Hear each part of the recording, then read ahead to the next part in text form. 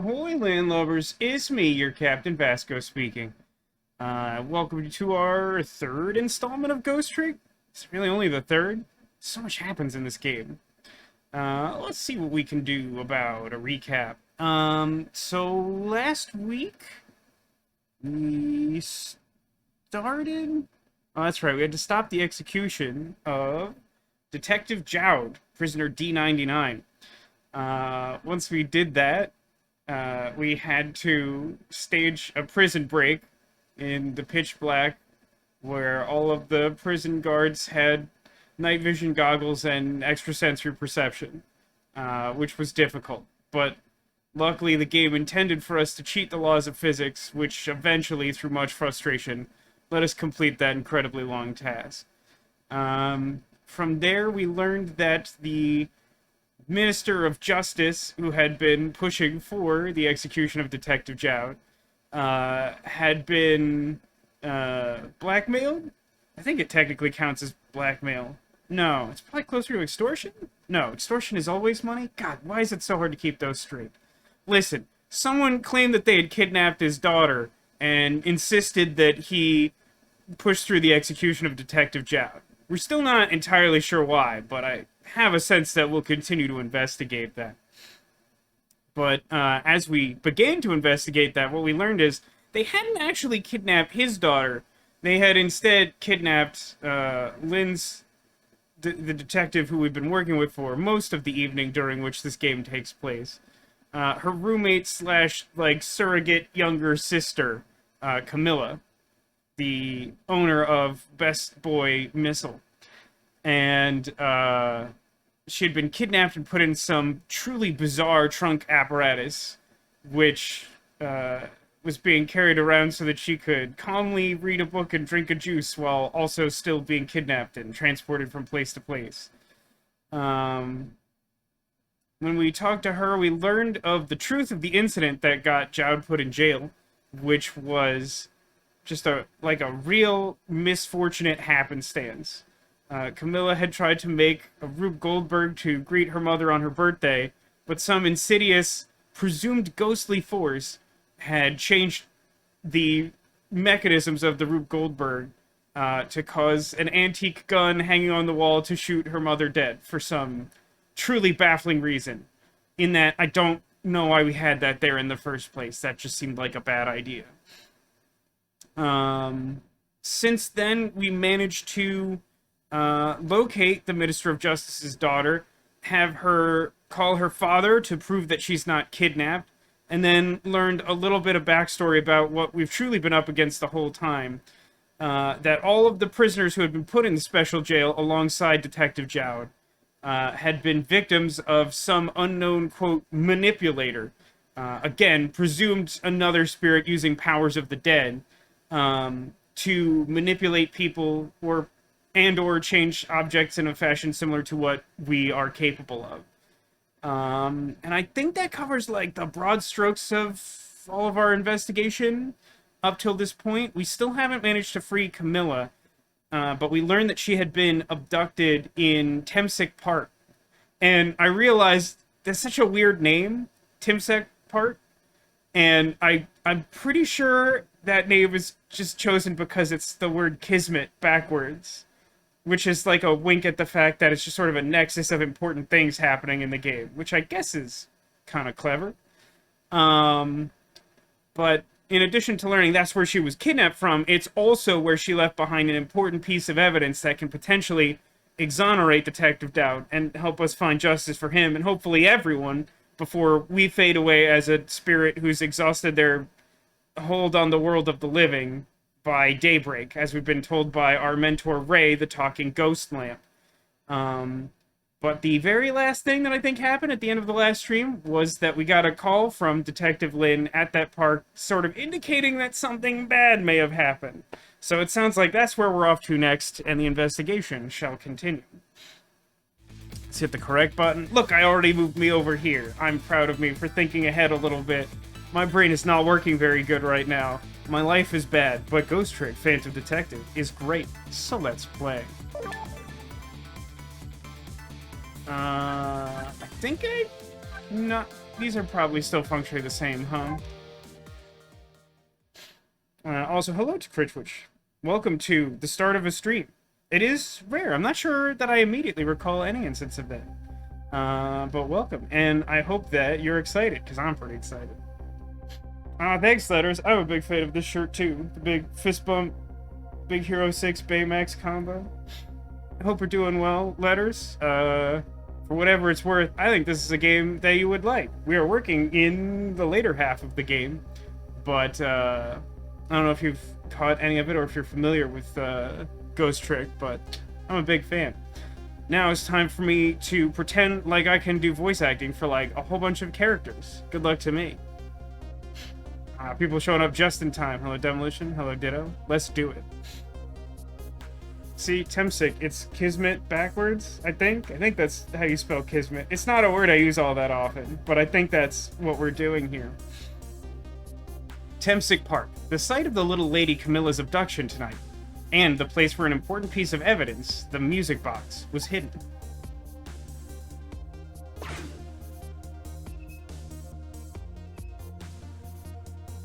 wonder why our lady detective is looking so dejected. At least she isn't dead. But what did she find? I mean, she found a dead leaf. Does that help anyone? Now I have to remember, like, all the controls.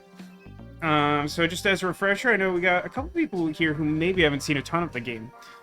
In Ghost Trick Phantom Detective, you play someone who died earlier tonight.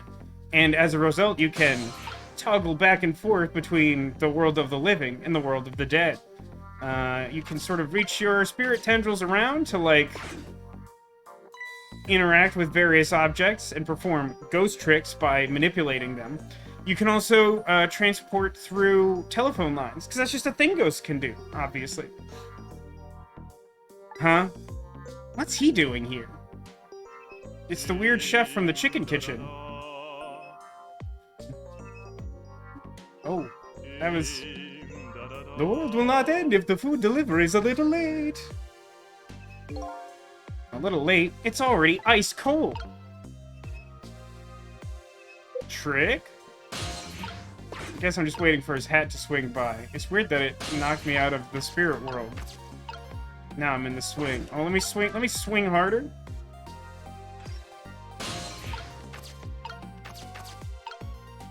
What's going on up here? There's kind of a lot of junk in this tree. Is this one of those kite-eating trees I've heard so much about? Is his nose a chicken drumstick? I mean, arguably, it kind of looks like a big roast pepper or something to me. It definitely isn't made of human nose. That much I can tell you for sure. It's even colder than cold. You're right, Ditto. Ice cold. So I think what I want... Yeah, I think I need to spin this so that I can connect with the basketball, and then... Wow, this is actually, like, quite the Rube Goldberg.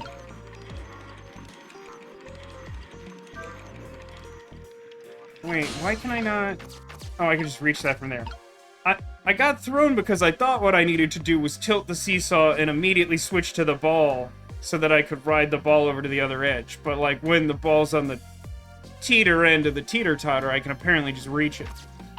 Let me do a mind meld with Detective Lynn real quick and figure out why she's so sad about this leaf. Let's make Rube Goldberg machine? Yeah, there's like a lot of that. I mean, some of it is like very literal. I mean, like, there is an actual Rube Goldberg machine in this game, which I feel like is very intentional.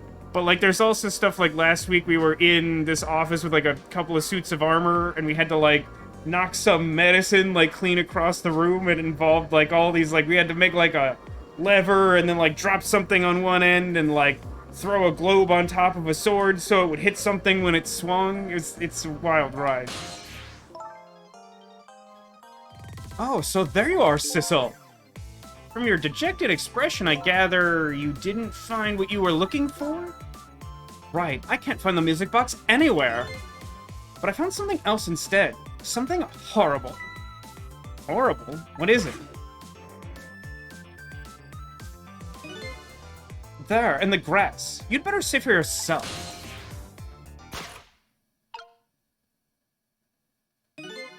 That's one of the Teletubbies, isn't it? With like the little antenna that ends in a loop.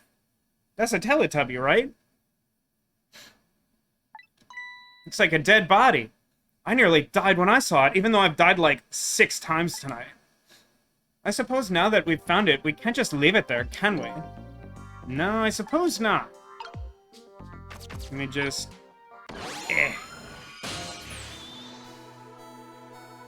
I don't think I ever did settle on a voice for this character, who we've only seen deliver one line of dialogue many hours ago. Any suggestions that are remotely plausible? I do urge you to consider plausible.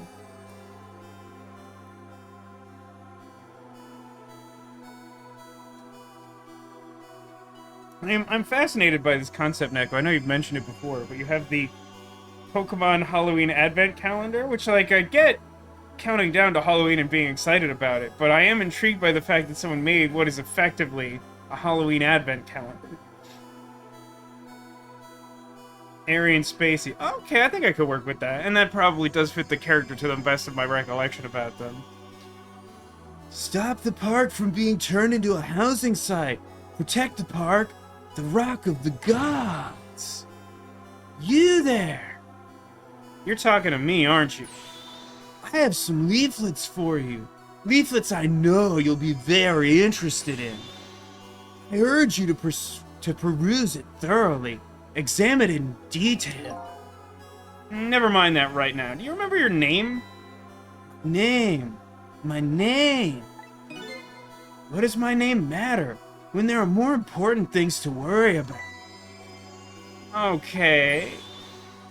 Come now and study these tracts with me, my brother. Come and learn about the Rock of the Gods with me. The night is no longer young. As a matter of fact, daybreak is approaching, but we are young. Well, look, I don't have time to get involved in your way of life. But I am interested in your way of death, because I'm morbid like that. So let's go back to 4 minutes before you died. A totally normal request from just like a normal dead guy talking to another dead guy who's also pretty normal, I presume. Return to the past, now.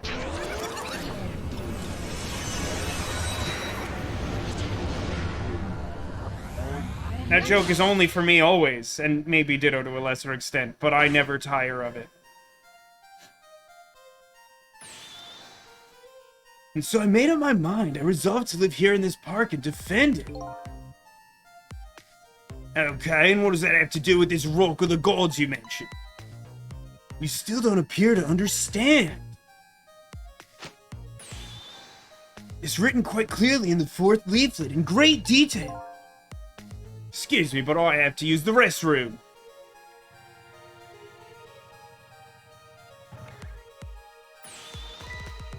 Eek!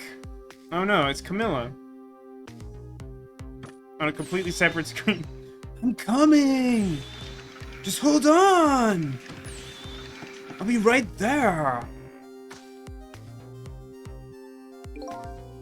Now I've located the target, beauty. A girl of the right age coming out of the right apartment building and at the right time. Let me just put this over here with the rest of the evidence.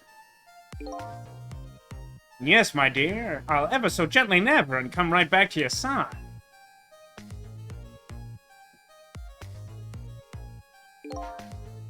Good evening, young lady. Won't you come with me? Eek! Oh gods, what do I do? What should I do? I have to do something.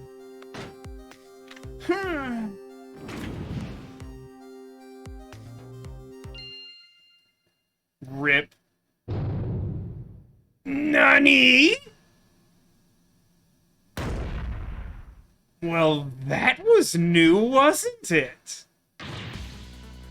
What in the world? What just happened? Oh, that's Mino. Mino? Mino the mascot, the symbol of Temsic Park. He's like a malevolent pinecone deity or something. Forget about the name of the big creepy lump of concrete. I'm talking about the way it changed direction. Did you see that? Yeah, I did. We witnessed it with our own eyes. The power of the rock gods. The rock said I had greatness inside of me. That was the power of the gods. The power of the gods saved that little girl. And then that same power very deliberately crushed you instead? Yeah, precisely. That is called the mischief of the gods. Was it the mischief of the gods, or was it a ghost trick? Nah, couldn't have been a ghost trick. No ghost trick could change the direction of something that heavy in midair. But wait a minute. What if there was somebody with much greater powers than me?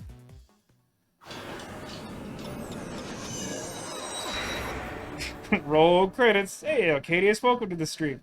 Did I miss anyone else coming in? Yeah, Anime. Hello, Anime. This is one of my best bits. I'm glad you're enjoying it. Oh, hello. Yeah, the rock gods, right? It would be funny if there were, like,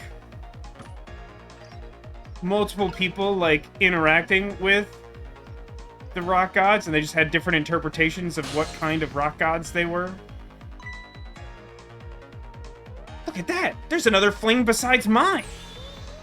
Oh, so that is the flame of a god, is it? But hold on. Your spirit is a flame too, is it not? Yeah, so? Pardon me, but are you a god? I sincerely doubt it, although I have a bit of amnesia.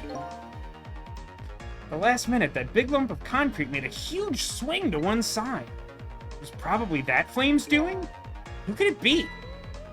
I definitely believe it's either a god or somebody god-related. Some sort of, like, demigod. Maybe I'd better try talking to this person. Talk. What the? This person with much greater powers than me. It's you? Hey, Sissel! Oh my, it's Missile! Missile the dog! You look well for being dead. Did you see? Did you see what I did? I did it! I tried really hard and I did it! I saved Miss Camilla! Are you telling me that I was done in by a puppy dog? Missile, what's going on? How did you get the powers of the dead? I'm glad you asked! After Miss Camilla went out and you left.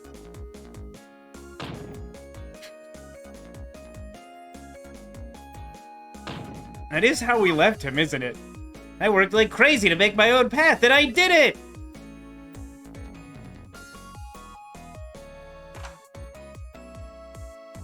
Good boy. And then I followed Miss Camilla out into the big wide world.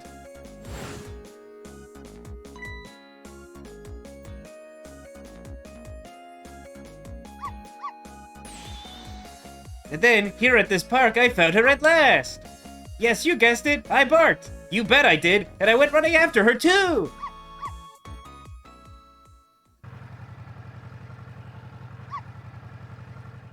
I don't like that guy. It's somewhat effective! I mean, I guess he got ghost powers, but that's kind of a grim interpretation of somewhat effective. But the beauty of being somewhat effective is that you're never quite sure if it's good or bad. Yeah, we're gonna have to do something about that blue guy. I don't even know if we have a name for him. We have a name for his cohort, which is Beauty. I've sort of in my head been thinking of this guy as like Bugsy, because he's got that like gangster swagger, which is why I gave him that stupid like 1930s voice. I mean, what voice would be more appropriate for Missile the dog than Scout voice? Just the very helpful companion who tries very hard. Blue jerk face. I mean, that's a pretty apt name for sure. Your puppy is officially 1-year-old today, Arcadius? That's good. Please make sure that your puppy doesn't obtain the powers of the dead, because that entails some rough, unfortunate truths. And then I guess I died. And then I was unconscious for a little while.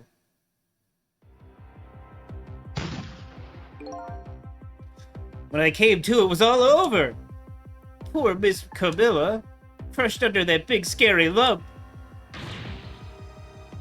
Oh, what have I done? I'm so sorry, little lady. Please forgive me. Miss Camilla!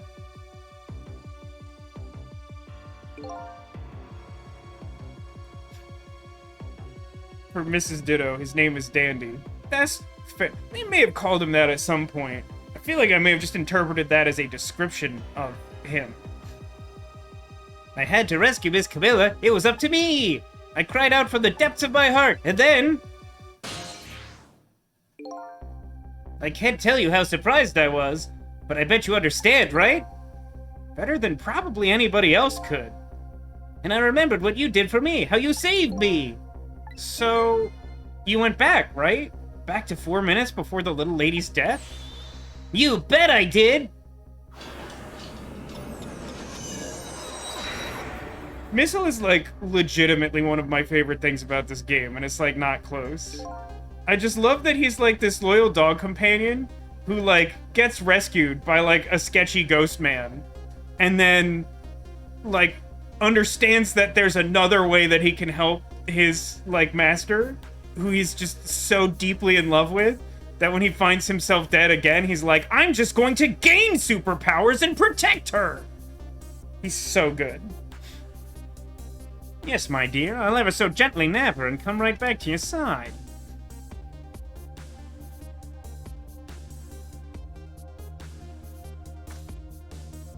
I mean, in fairness, he is being gentle, but he's sure a creep.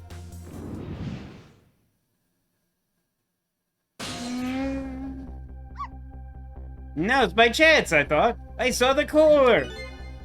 I don't know, it looks pretty far. I stretched out my paw toward the core. Oh, how I felt at that moment! I'd love for you to be able to feel it too. Go ahead, Sissel. Go ahead and try for yourself. I can't believe it! How could you connect over such a great distance? Well, they don't call me Missile for nothing. And so then you manipulated that Mino thing and threw it aside? Right on top of my head. Well, no, actually. Huh? I can't manipulate things like you can, Sissel. You can't? But then how did you... I didn't know what to do. Then I happened to see something out of the corner of my eye. And it had a core too. A single leaf hanging from the tree. I tried reaching out to the leaf. What in the world? I can't manipulate things, but apparently I can swap them! As long as the two things have the same shape, that is. Swap things with the same shape? It's a good thing that the mascot is leaf-shaped. Go ahead and try it. Press swap. Is it just Dora the Explorer now? I realize that it's a tutorial because, like, we're gonna have cool missile powers now because the game is awesome. But, like, it feels very Dora the Explorer right now. Does anyone else see Swiper the Fox right now? Let me just swap those. That's incredible! And so that's how you saved your mistress, huh? And that's how I became caught up in this, is it? I'm very sorry! My powers were too meager. Meager? Because, you see, I saw one more. I happened to notice one more core. There was something with the exact same shape stuck in the branches of a tree. Hey, you're right! If Mino could be swapped again with that... then disaster wouldn't have to rain down on my head. Can you see the leaf, Vasco? A leaf? Where is it? Oh my god, you see Swapper the dog. That's so good, Cotillion. That's so good. Have one of these. Fanfare. What is that thing? It's too big to be a leaf. Whatever it is, I'd much prefer it on my head than Mino. So why didn't you swap them, Missile? I couldn't. I can stretch out my paw a little further than you can, Sissel. But this was still just too far for me. I couldn't reach it. Donk! Now that's what we call a Super Smash Brother. I must admit, it's a fascinating spectacle of death if I do say so myself. I kept retrying over and over, seeing if there was anything I could do. Bet there's something you can do now. Nani? If we work together, you and me. Sissel, you think so? I don't plan on letting anybody die in front of me tonight. Do you think you could help me? Do you see Swapper the dog? Of course! Naturally. So, we're gonna drop that Mino thing in a different spot. Okay, let's try it. Let's go back again, to 4 minutes before.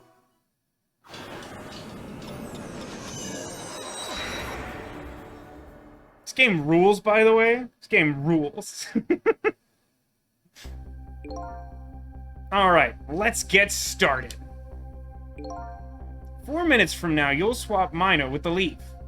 And then you'll have to swap Mino with something else. Something with the same shape. Oh, I believe it's a rugby ball. No. Okay, rugby ball? Huh? But with the rugby ball where it is now, Missile can't reach it. So that means I have to move it closer somehow. Looks like you and I will have to work together on that one, Missile. Okay, I'm ready. Whenever you want to use my swap trick, just press ZR. This is a natural thing that people do. That way you'll be able to control me. And then if you press ZR, control will come back to me. Okay, let's try it. Together we can stop Mino from hurting anybody. God, Missile's so good. Alright, Missile. Your powers are the key this time. Okay, I'm ready. I can swap anything that has the same shape. Just call on me if you find anything you want to try. Probably the best thing to do is just try to get a bunch of things and see how it goes. If I see something we can swap, I should use ZR.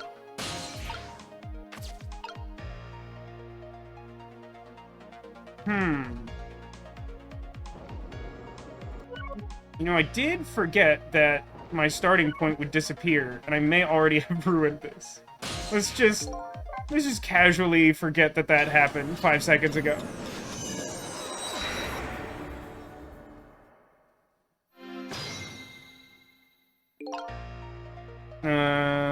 Okay, so... My headphone's suddenly acting weird. Okay, I fixed it. Return to the past repeatedly. Can I trick this the way I want? Okay, it does actually go the direction I... Now here's a question. So, to control... Missile... Oh, that's cool, I can have them talk to each other. God, Missile's range is so, like, disorientingly far. He can do whatever he wants. Look at this funny flattened ball! It's the same shape as that horrible Mino, but it's too far to swap from here. Even this ball is starting to look horrible to me. We have to find a way to get this ball closer to the Mino thing. Knock it down from the tree, I say. There must be something we can do.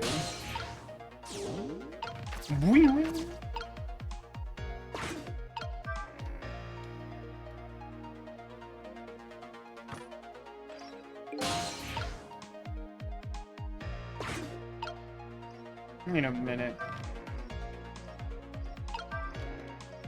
I don't get control while that ball's out there. It's weird to me. It's not the button I want. Not used to hitting ZR.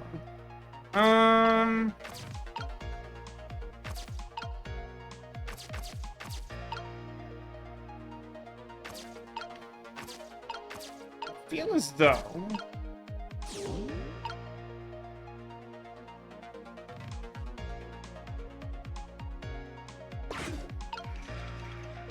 Let's wait this out for a second. Yeah, so the papers have stuff on them. And one of them floats over this way, right?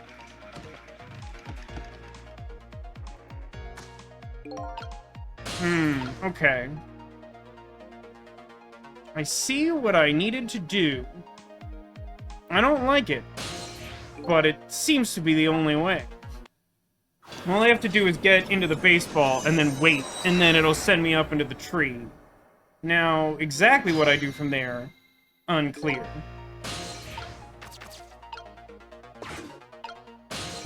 Let's actually just move... Missed. Nope. Have to be careful about... Takes some getting used to toggling between everything.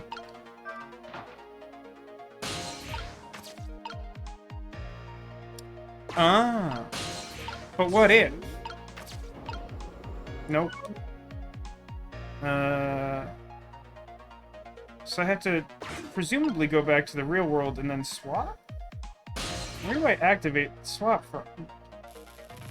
Oh, I have to connect the two things I want to swap.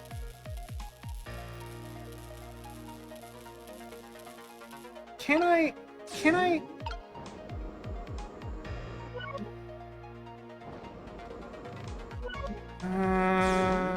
I don't know all the boundaries of everything yet. Can I... Man, I'm so, like, thrown by the addition of ZR that I'm just, like, pressing buttons seemingly at random. Switch... Become the tire. Can I swap while Sissel is actively in one of the things? No. Okay, that's fine, I think. That would just be easier? Question mark, maybe? Swap these. And now... Boy, I gotta stop hitting L. Oh. Didn't even notice other ball. Hold on. Before I do that...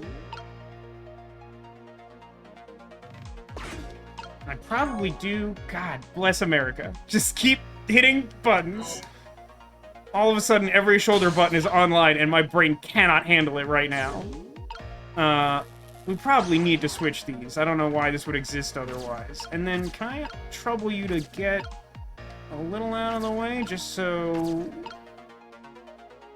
Love letter on a balloon. That's weird. So, like, move... Can't move it very much. Maybe because of the swap. Okay.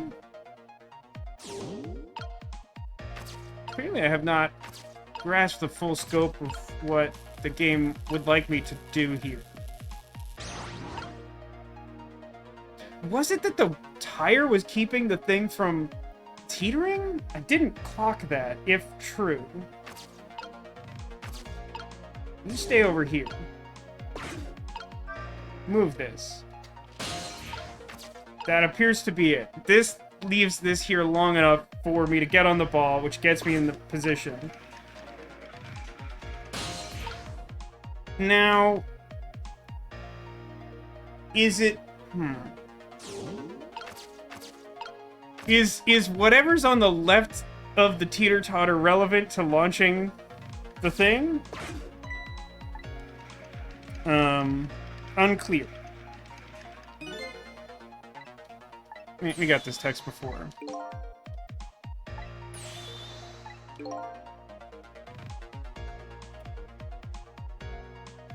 Oh, wait a minute. Hold on.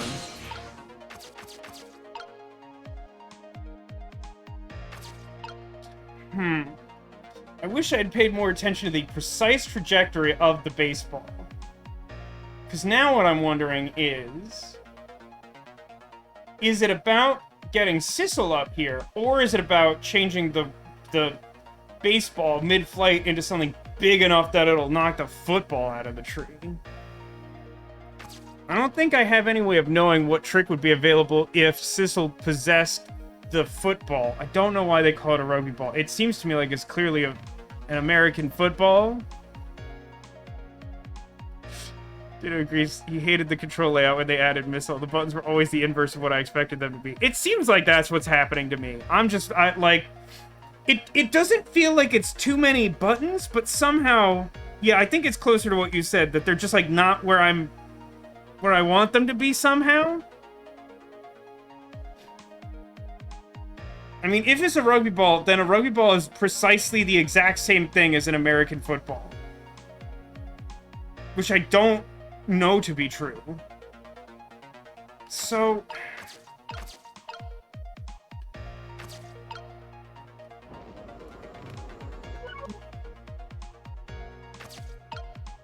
I don't know what to do with Sissel. I don't. I guess I just have to commit to one of these two courses of action. Which means...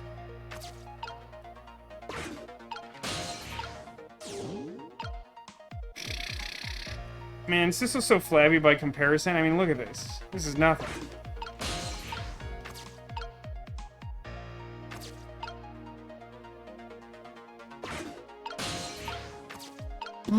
I just...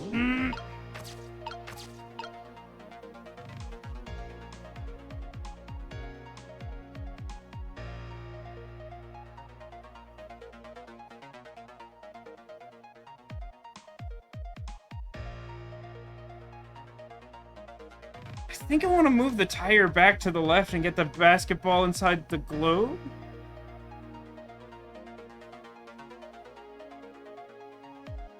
I mean, I guess that doesn't matter, because I can, like, reach there from here, right? I don't know what I'm doing. Say get Sissel in the tree. I mean, that does probably give us more information in the short term. It's just, like, what is actually possible. And if the answer is just nothing, then, like, we figure out the order of operations. That feels like that makes sense.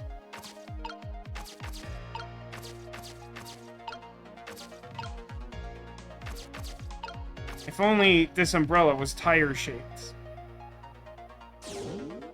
Alright, let's just... Time is passing.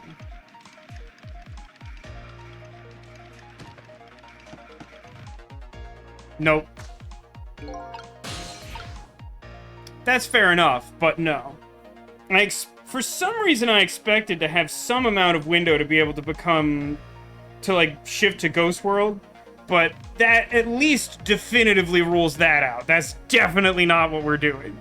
That was very much a cutscene, and the game was like, you idiot. So, give that another shot. So since that's a cutscene, the goal has to be to get the basketball over there, right? But if that's true, then, like, Sissel does, like, nothing in this exchange, which makes some amount of sense, I guess.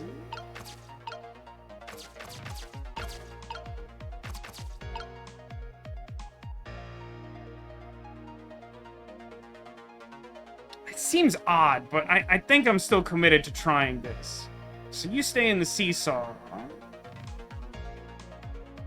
Guess...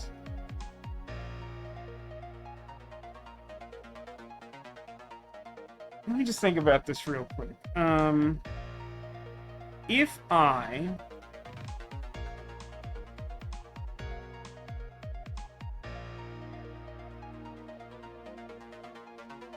mean, Sissel's just gonna need to do something over in the general area of the seesaw once the rugby ball drops, right? Like, that's what we're going for, probably?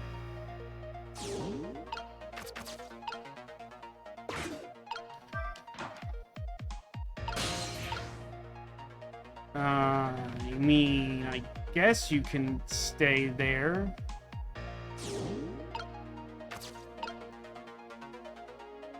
And then what am I doing here? Let me,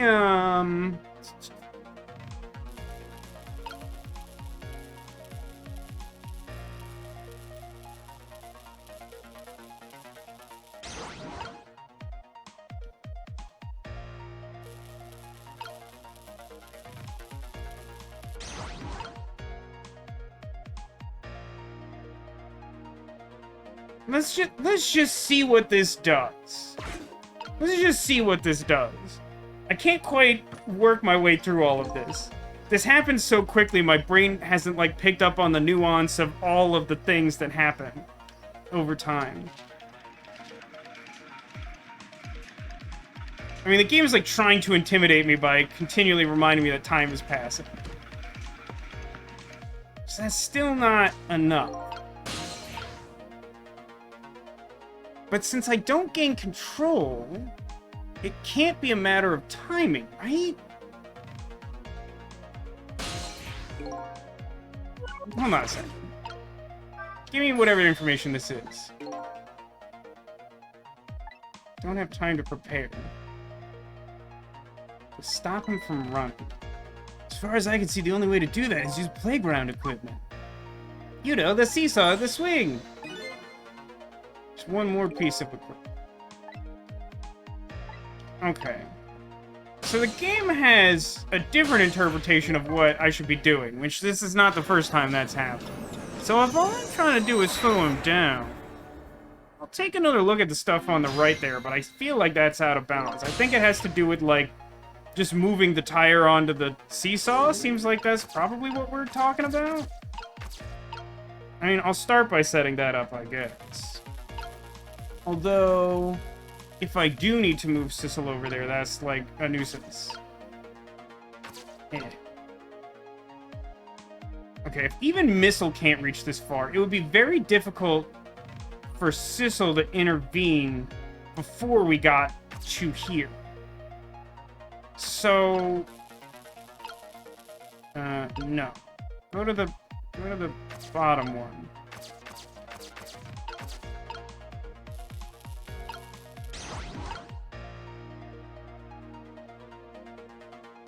I mean, I don't know what this is gonna do, but let's just let it ride, I guess? Let's just see what happens if I just leave a big old tire on there.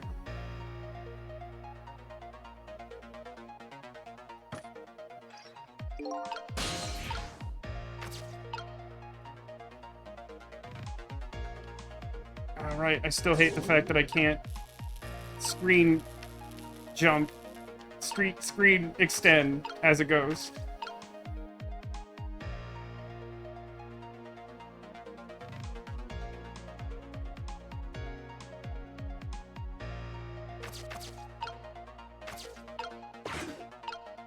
I don't know, just let it ride. What happens if they hit the tire?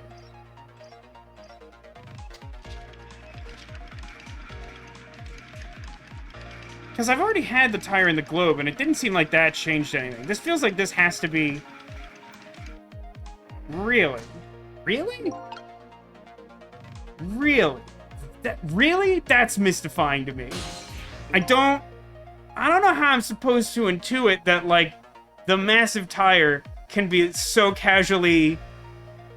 That feels... Yeah, right? Like, that's not just me. Like, I didn't assume that was, like, the answer I needed, but that's not the expected result from that. I'm pretty sure I tried tire in the globe, and it didn't feel like that did anything, but maybe I did so many switches I, like, undid that without realizing it?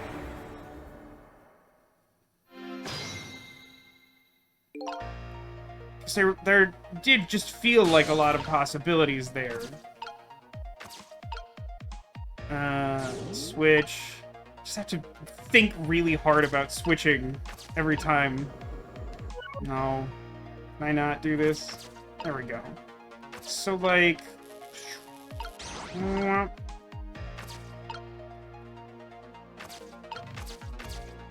my god. Angles. So put that in there. And then also... do that. And then...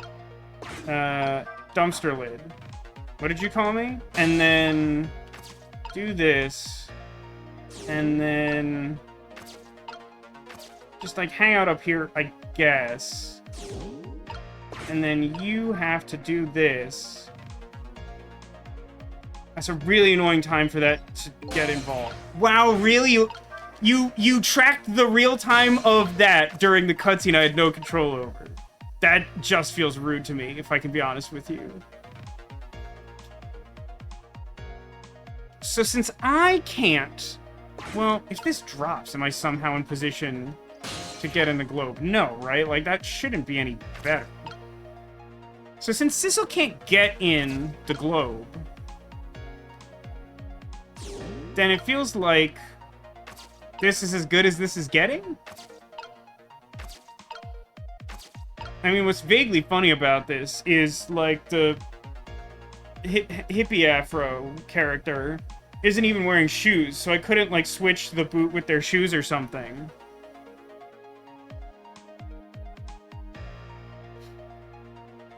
Yeah, I should be able to get Sissel in the globe once it's spinning, but my impression is I'm meant to do something before that.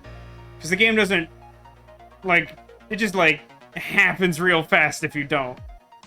So, just, like, do it, I guess? Come already. I swore to myself not to repeat my mistakes. Mistakes? When somebody's in trouble, you should lend them a hand. Otherwise, you'll definitely regret it.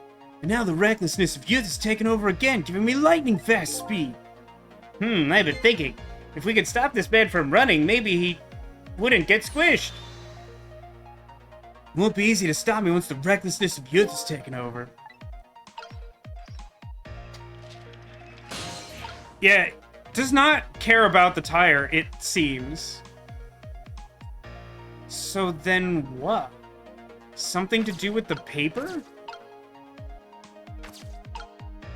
Paper and love letter are not considered the same shape for swap purposes. This is not intuitive. Whatever this is, I am not tracking it.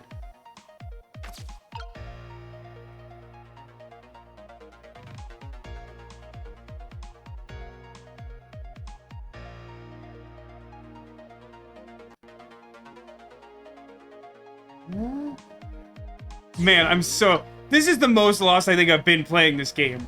I remember this puzzle being a big deal, and I don't remember the specifics of solving it at all.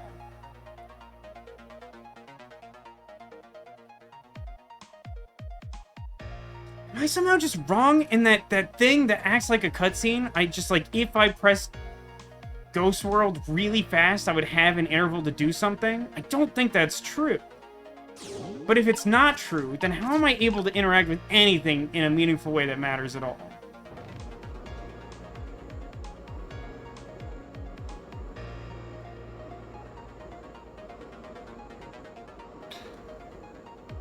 Okay. Here comes that man, fast enough to scare even a quick little doggy like me. Rugby ball is still in the tree. Behold the recklessness of youth. Yeah, saying the same thing over and over, like, none of this is helpful. He comes running too fast, we won't have time to get ready. Looks like figuring out... What a super useless clue. Looks like figuring out what to do with recklessness is the key. That must mean something in Japanese that it doesn't to me, Vasco, the person. It's the thing. I can't interact directly with anything he's on. Like, the character just grabs onto the globe. There's stuff on the globe I can connect to, but I don't think I can, like... Huh. Actually... There was something there I could use before, wasn't there? I'm not a bad enough dude. How do I get... Oh, is that the problem?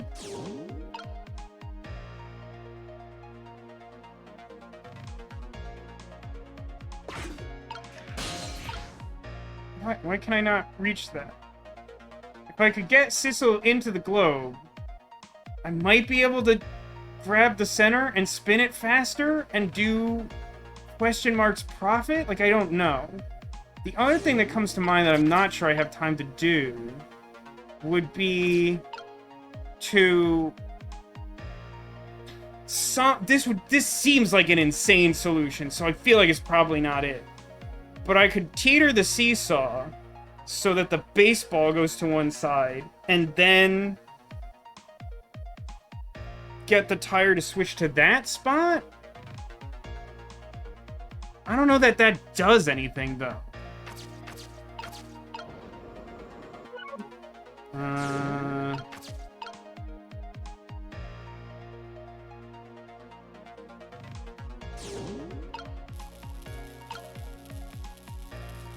No, I would need to cancel this. I would need to...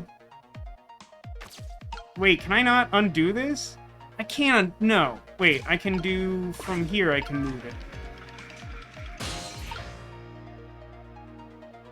I don't know if any of this works. Connect the... What the heck? Wait, what? Connect the ball.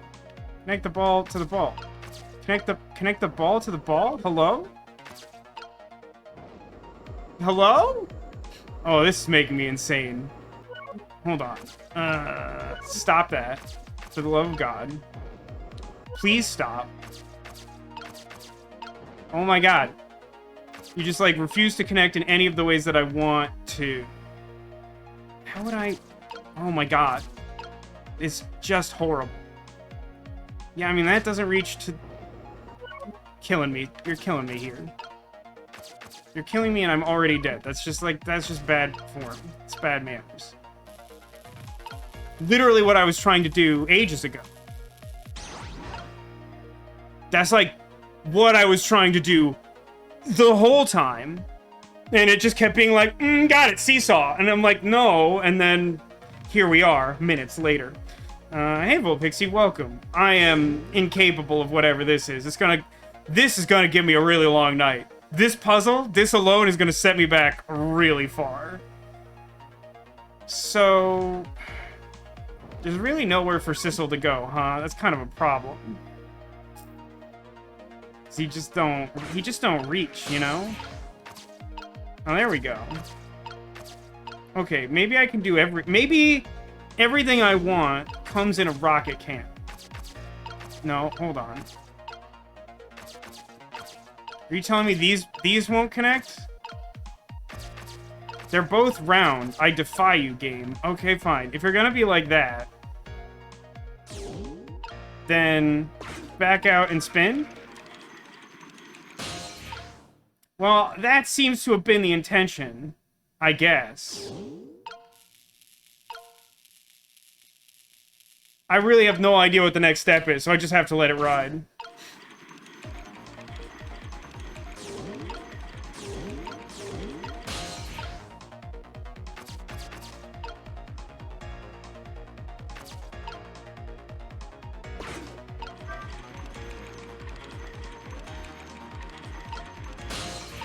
What on earth did that do for me?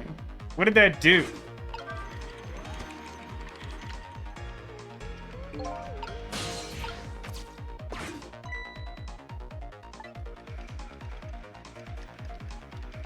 I don't feel like it's necessary to have this moment when you touch the spirit core of the football that it reminds you that it's leaf-shaped. I feel like the game did a very clear job of establishing that goal.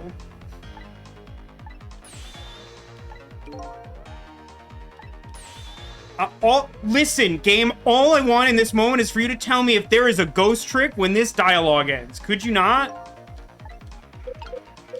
No. Okay, that's all the information I want, and you made me sit through all that dialogue for it.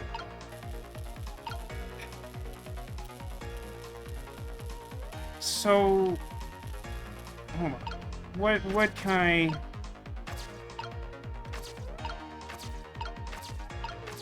So none of the leaflets are swappable, despite being identical in shape and dimension. Also, weirdly, I can't swap the round tire or any of the balls with the entire globe.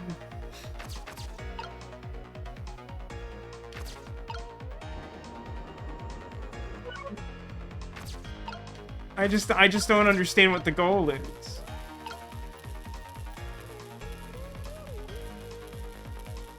I just don't understand what the goal is, and I'm really anxious about starting time again, because it's just gonna be mean to me if I do. No. Go to the... Just connect to anything that isn't the basketball.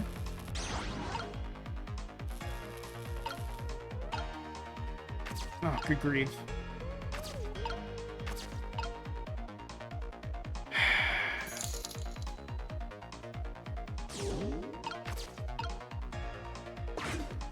Open?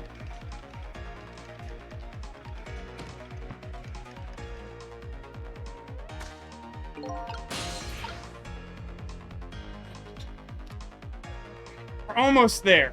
We have to restart this.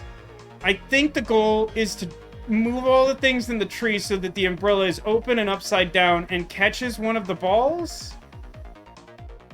I don't know what that does for me. The problem here is simply that the end goal is really unclear. Like, the end goal is move oval shape. That's so clear to me, I don't need help with that. What's not clear to me is how anything in this world moves oval shape. Marvel Pixie, thank you for the resub. I'm so focused on this. I'm sorry, I apologize. Yeah, I'm not sure if basketball or baseball. It feels like it should be basketball, right? Because, like, it feels like I'm meant to have some interaction before they do the thing. All right, let's... Oh, God, I loathe this already. So step 1 is get Sissel onto the globe, which is already, like, needlessly difficult.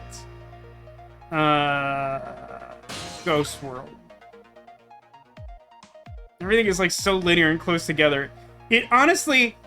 One of the things that's been really nice about the game up until this point is how easy and fluid it is to move between points. The addition of a second ghost in such confined quarters of spirit cores makes this artificially more difficult than it needs to be. So, like, you do this, and then that's not the button I wanted. I hate this cutscene more than life itself. Just the moment where Afro Guy appears in the scene boils my blood. I already have so little time to react, I just hate that the game wrestles control away from me and is like, look at Afro Guy again! Like, no, I understand. I've watched it many times. I've been here all day.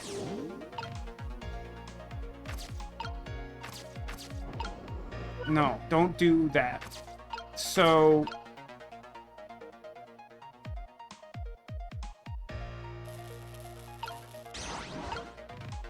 in order for this to work, I do have to do all of these swaps, right? Because I need something smaller than Tire on the left, but I need Baseball on the thing. But then I can't get Sissel onto the seesaw until Afro Guy gets here.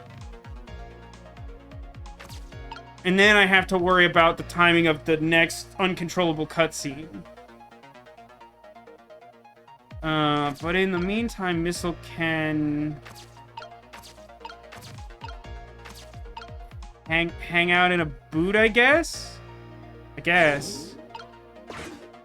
So, like, do this. Please give me control. Okay. So get on this, and then I can reach that, and then I have to wait. Time must pass. But I guess I can have Sissel move the basketball into place now? That should be fine, I think?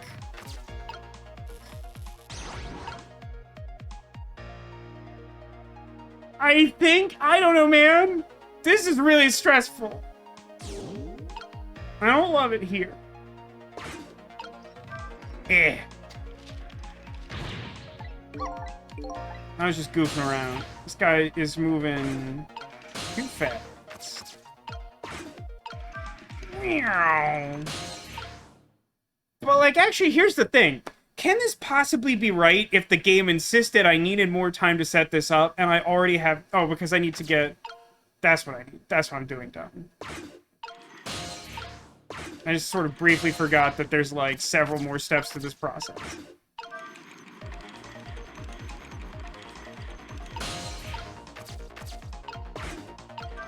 Close. Fall. Open. That was so close. If it hit the ball, it could have knocked it down. Is that all this umbrella can be used for? God, it's like red herrings on red herrings. For knocking the rugby ball down? Don't forget about my powers. Am I having a stroke? Is there something umbrella shaped that I'm not aware of? Don't forget about the recklessness of my youth. Oh man, that's made me like crazy self-conscious. If we talk now, will you give me a better clue? No, it's the same. It's always the same clue, and the same clue is just like completely useless. So So the missile's power is to set up an object that somehow positively interacts with the umbrella, right? It's not the umbrella itself. The game's trying to give me a stroke, but that's not what we're doing, hopefully. And so Afro Man's gonna, like, jump off the globe and hit the basketball, and it's gonna shake, like, the whole tree, and that's gonna move the rugby. Please work. Please work. I don't think there's anything else for me to do.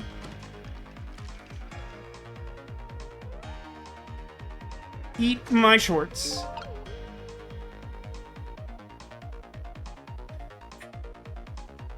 I understand that you're saying you want the tire in that umbrella. But what I'm here to tell you is that gravity does not work that way.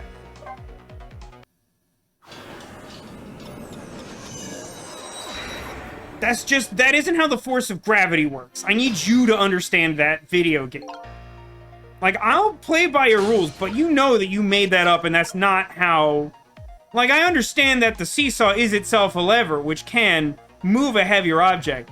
But, like, a single frail hippie landing on a seesaw is not gonna launch a tire, like, with enough velocity into the air that it will scoop up and over the umbrella into the tree. Like, that is not happening. Gravity does not work in mysterious ways. Gravity works in well-defined ways in most situations. You there. Become ghosts while I have the stroke. Okay, so what I need to do... Oh, there's so many steps to this, and there's so much less intuitive than almost everything that's come before this.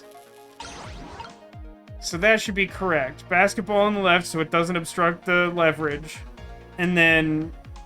yeah, okay. Yeah, sure, fine. But you need to be out of the ball because I need to use that. I was eating those beans. Okay, so do this. I hate you so much. I hate so much this. Okay, just... Give me control. Become the ball. Totter. Totter. Okay. Get into the seesaw, then missile, move tire there, and for good measure, you just live in the tire, okay? You have to not be in a ball or the game won't let me move, but, like, that's the plan. And now we wait, and now we wait, and now we wait. Okay. And now we spin. Oh. Okay, I want to make sure it actually processed that. Wow, did you notice that? There was a moment where, like, the spirit core and where the boot were visually did not line up. That's an indication of how much sense this is all making to me. There it is. Alright. Fluke the pig. Jump over to the umbrella. Close the umbrella. Open the umbrella, wait for gravity to cease functioning normally. And then, I don't know, get in the ball? Do I need to be in the ball? Do I want to be in the ball? I probably shouldn't be in the ball. God, I hate this dialogue so much. Okay. Just live in the umbrella. This is fine. Yeah, you're gonna be in the tire, and the tire's gonna float up into the tree like it's made of magic. So, yeah, why not? Sure.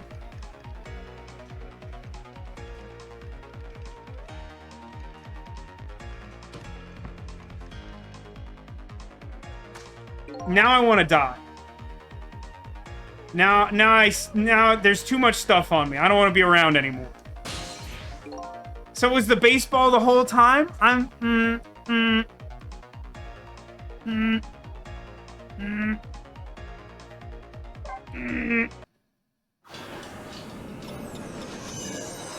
It's probably real anyway. It doesn't seem like it. Oh, man. Not loving this one. Is that where I want you? I don't know, man. Eventually, I'll get good enough at this that I can do it really quickly, and I don't want that. I don't want to live in that world.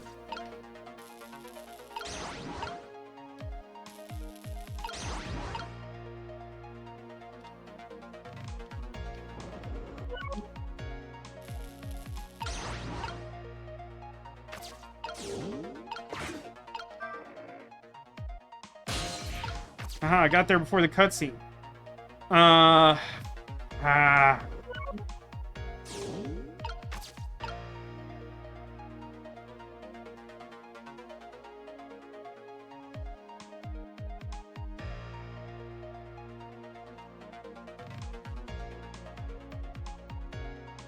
need to test something.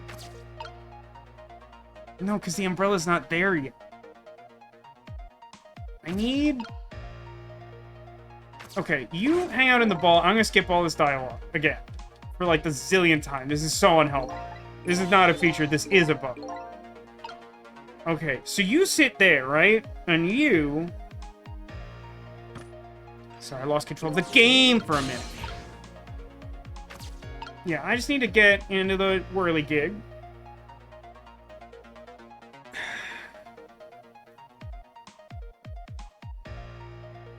But...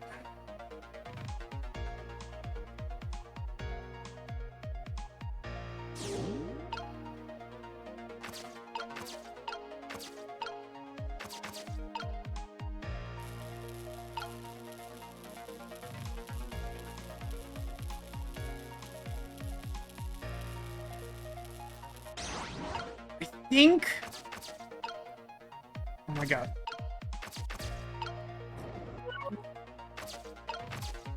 Hissing noises. Oh my god. I sure wish I had more minute control over this. I think I want the tire over there because that might be... That might be in range of the baseball once it's in the umbrella. I want as little possibility for error here as possible. So we know that both basketball and tire are incorrect. So it has to be get the baseball up there and then switch it after it's in the umbrella, which at least follows the rules of gravity, but is annoying to me only in the sense that it requires you to, like, jiggle all the aspects of the puzzle to get Sissel in place, and then, like, really, hypothetically, rapidly undo them in a way that's, like, not unreasonable, but is very annoying to me on a personal level. Alright, allow time to pass.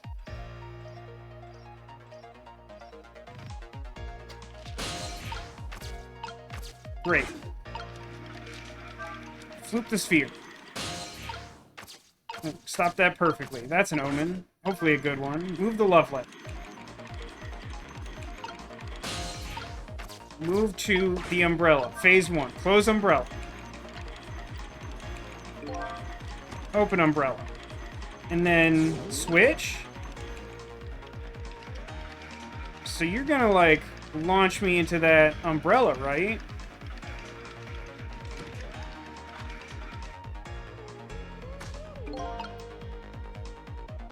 I don't like it here. I don't like it here. I've been doing this puzzle for an hour already, and I don't like it. This is not my favorite one. I don't like how... I really dislike how much setup there is to try stuff in this one. I've said before that I think one of the strengths of this game at large is how quickly you can try again even if you goof up. And, like, you just have to try stuff. But, like, this puzzle does not have that. It's, like, almost the opposite of that in a way that's clearly vexing me. To take the scenic route. Get up there.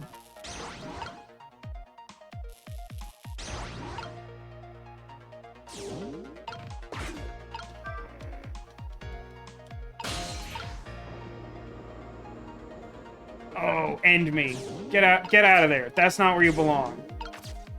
Okay, you belong there. You... Oh, man, can you get in it? Great. Do that. Do that for me. Allow time to pass.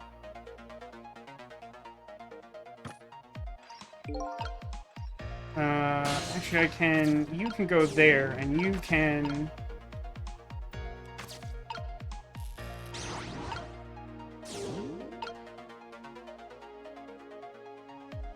This is fine. This should be fine. Time is passing.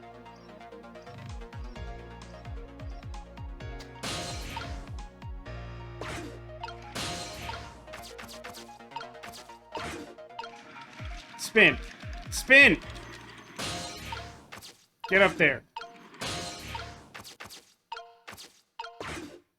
Jostle it.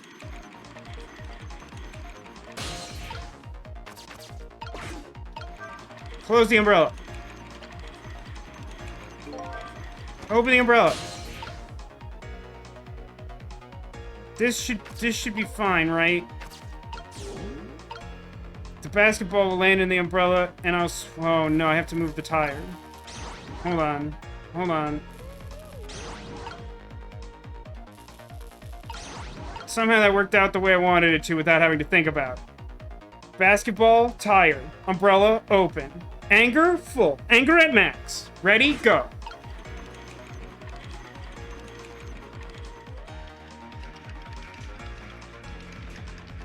Why is there paper in that tree? The loose paper came out of Red Afro's bag. The love letter presumably was sent there. Oh my god. Oh my god, there's so many cores in the way of what I want to do. It makes this way more annoying than it needs to be. Are we done?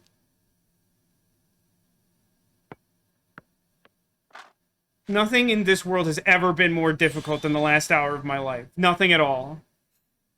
There, we moved the ball. What do you think, Missile? With that ball there, I think I can do it! In just a few seconds, you'll swap Mino with the leaf. And then from there, you can swap the leaf, swap Mino one more time. The final moment is near, Missile. Are you ready? You bet! Please move quickly. There's no time for this. So wait, they want me to...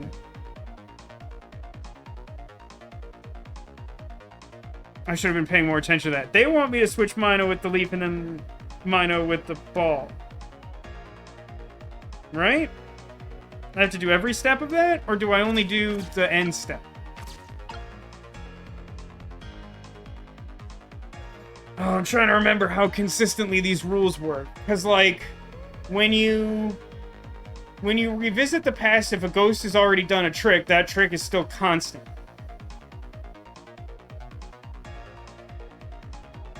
I'm supposed to do every step? Yeah, like, as long... I mean, if I'm doing every step, then I still have to wait for the dropping to begin. Let's just presume that's true.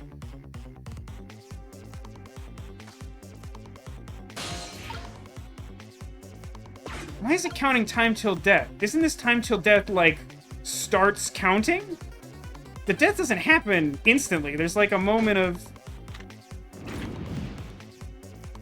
Hello? Why do I not have control?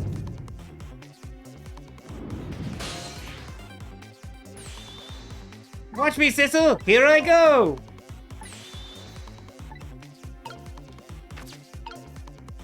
That was... Everything about that was really confusing. The countdown to death that stopped at 0, like, before the death happened, and then the fact that I didn't get control until after the fact. Alright, we're done, though. I'm not sure it was worth all the effort to save that particular Afro Man, but we'll just go for it. There, how's that? My head has been spared. Truly, that was a try worthy of the gods. And now Mino is right where he belongs. In, like, a garbage fire? Yeah, that's what I meant. We did it again, didn't we? Didn't we? Fate averted. Now nobody has to die. Except for one brave little somebody. Huh? I'm talking about you, Missile. Oh, me? I guess you're right. I'm still dead, aren't I? So now let's go back and save your life. Wait a minute. What is it? Now that I think about it, I think I would have stayed dead a little longer. What? When I was alive, I couldn't even help Miss Camilla when she was in trouble. I want to be able to protect Miss Camilla. And to do that, I need these powers I have now. I see. Perfectly understandable. Even I wish I had powers like that. Hey, we just saved you. Don't wish your life away already. Oh, of course, you're right. Okay, Missile, have it your way. By the way, Mr. Reckless Youth, there's a certain detective who needs that music box you found. When we get back to the present time, could you give it to her? Certainly, you have my word. Let's go back then, to the present! Yeah, I'm sure we'll find a way to take out the blue guy. I sure hate it in this park, by the way. I understand why it's loathed by the characters. And so Camilla ended up in the hands of the kidnappers. We weren't able to change that part. Well, the alternative was crushing her to death, so I think we did alright. Lynn listened to my story without saying anything. I'm sorry, I wish there was something else I could have done. No, you did the best you could. I'm sure she's alright, after all. After all, she has me! Boink, boink! Missile, are you in there?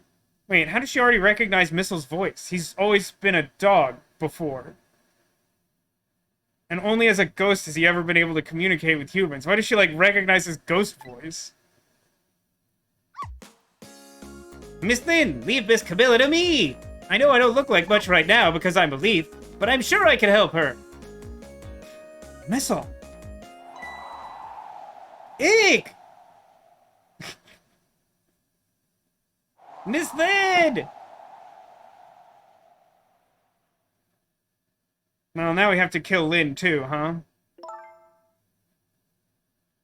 I'm gonna leave it up to Missile and presume he didn't just get blown into a ditch somewhere, like an absolute idiot. Kinda looks like Missile is being left up to the wind.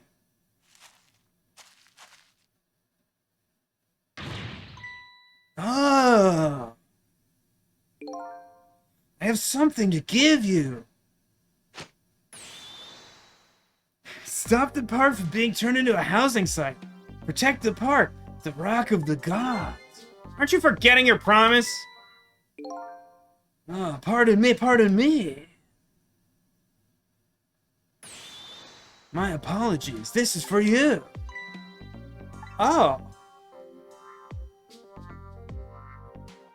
It's just what I always wanted. You kept the music box safe, didn't you? Thank you. Not at all. I was only doing what the Rock of the Gods would have wanted. Okay, please leave the game now. I don't like you. What's the matter? The cat got your tongue? He's mesmerized by my beauty. Many ellipses. Hey, the cat's not allowed to get your tongue.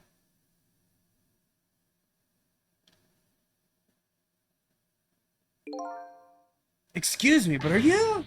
No, it couldn't be. Have we met before? Aren't you the little girl from that time? I'll never forget it. It was 10 years ago in this park. 10 years ago? Nani? Are you talking about... Trick time?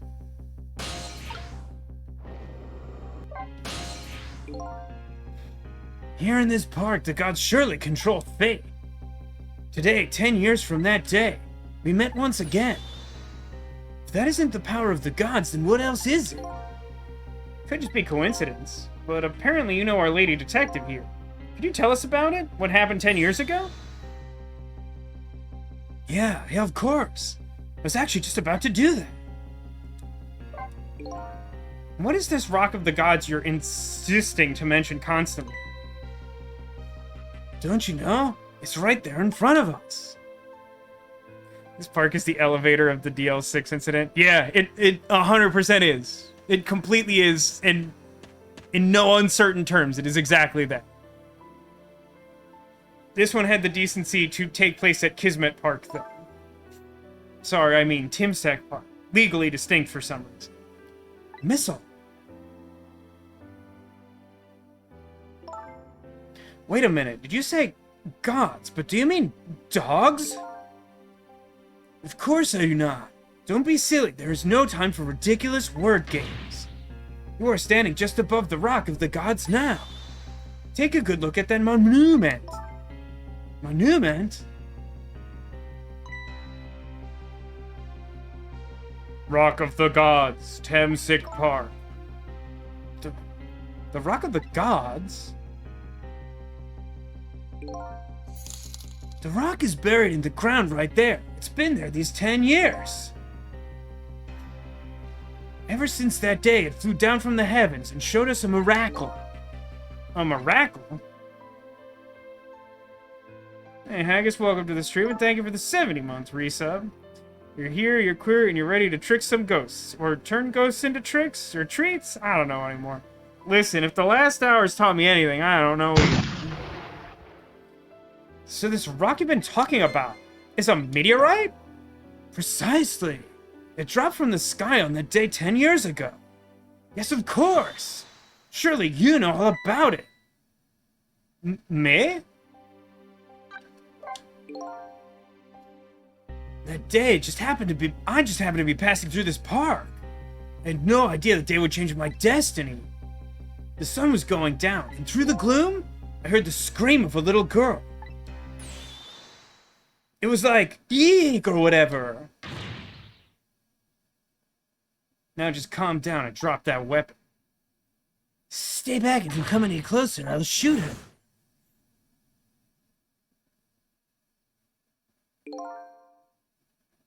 I peeked out fearfully from the bushes and saw some shadowy figures. I didn't see the face of the criminal clearly. I knew I should do something to help, but I couldn't move. The tension was so thick it was painful, just when I couldn't stand it any longer. That's when it happened. The sky suddenly burned bluish white. This game was Maniac Mansion all along.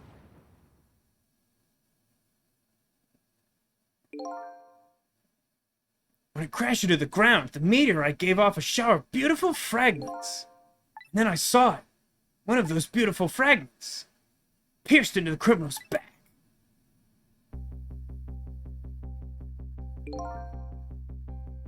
The judgment of the gods was brought down on the park that day. Is he holding a toilet plunger? I mean, it seems like the soundest way to diffuse that tense situation, right? 10 years ago, the little girl that was you was saved by the Rock of the Gods. Oh my, I can't believe it!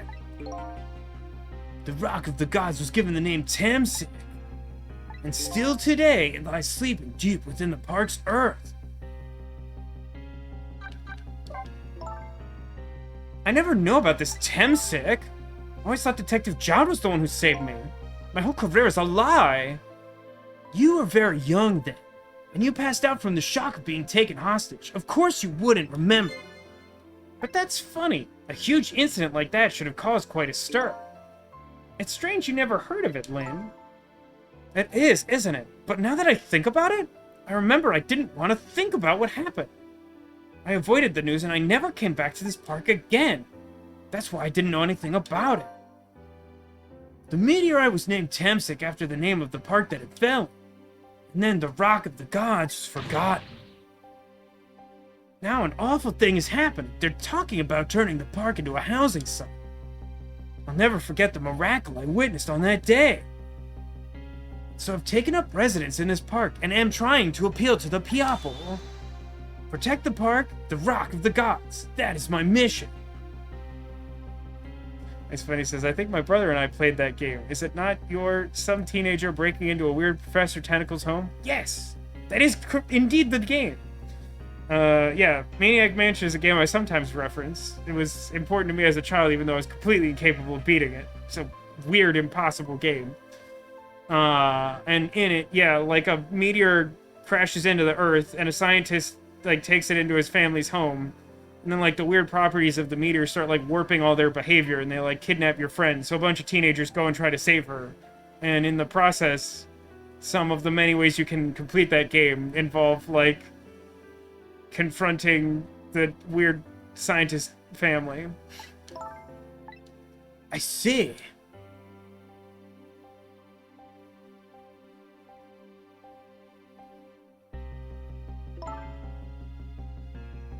I'm taking you with me, Missile. So 10 years ago, the little girl that was Lynn wasn't aware of the meteorite.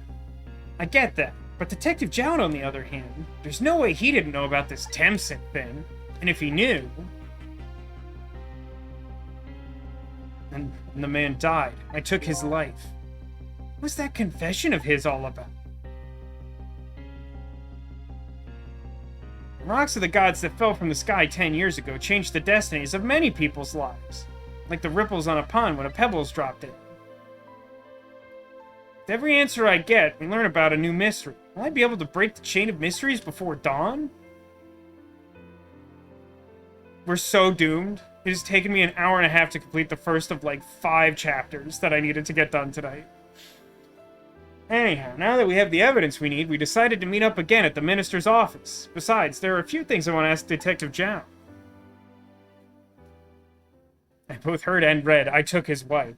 Yeah, I mean, I can understand the confession. It's a pretty rude thing to do. We found the music box, Detective Jowd. Good job, Lynn. I knew you would. Once everything has been resolved, I wanted you to give this to him. Him? You mean Inspector Cabanela, right? I don't suppose he'll ever forgive me. Detective Jowd. Now then, let's get this thing open. There's a certain knack to doing it, you know.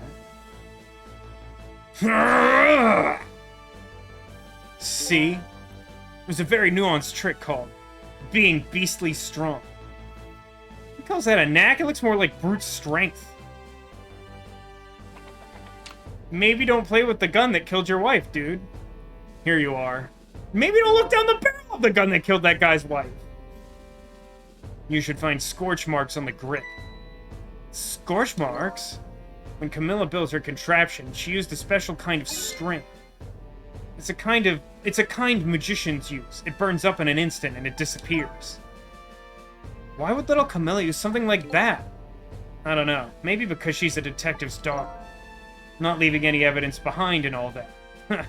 Detectives love it when there's no evidence, so obviously that makes sense. In the case report, there was mention of some scorch marks.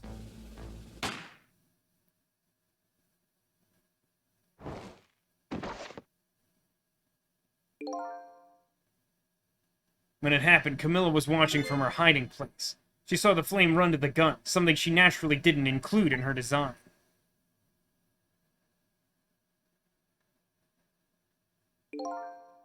I took the gun out of the frame and replaced it with a picture. If you remove the picture, you should find the scorch marks behind it on the frame as well. And those marks should match up with the ones on the gun. In other words, it proves the contraption existed there in that room on that day. And it didn't work the way your little girl intended, is that right? Exactly. Some cowardly culprit modified the design. But that angle was never brought up in court. And so as Justice Minister, I must call off the execution at this point. I knew I was right. It wasn't Detective Jowd. Now I can finally prove that. Thank goodness. Thank you, Lynn. In those eyes of yours, I see the eyes of that little girl from 10 years ago. Her special eyes. For some reason, I started in the phone. I guess I should commune with everyone via telepathy. What's the matter? I just don't know. What should I have done 5 years ago? Back then, nobody had any way of knowing the true nature of the manipulator. It wasn't anybody's fault that we didn't know the truth. Do you really think so?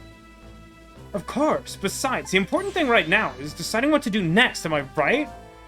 She's right, Mr. Minister. Yes, of course. I do believe she is. What is it now? I just don't know. What should I do next? You'll figure it out. We believe in you.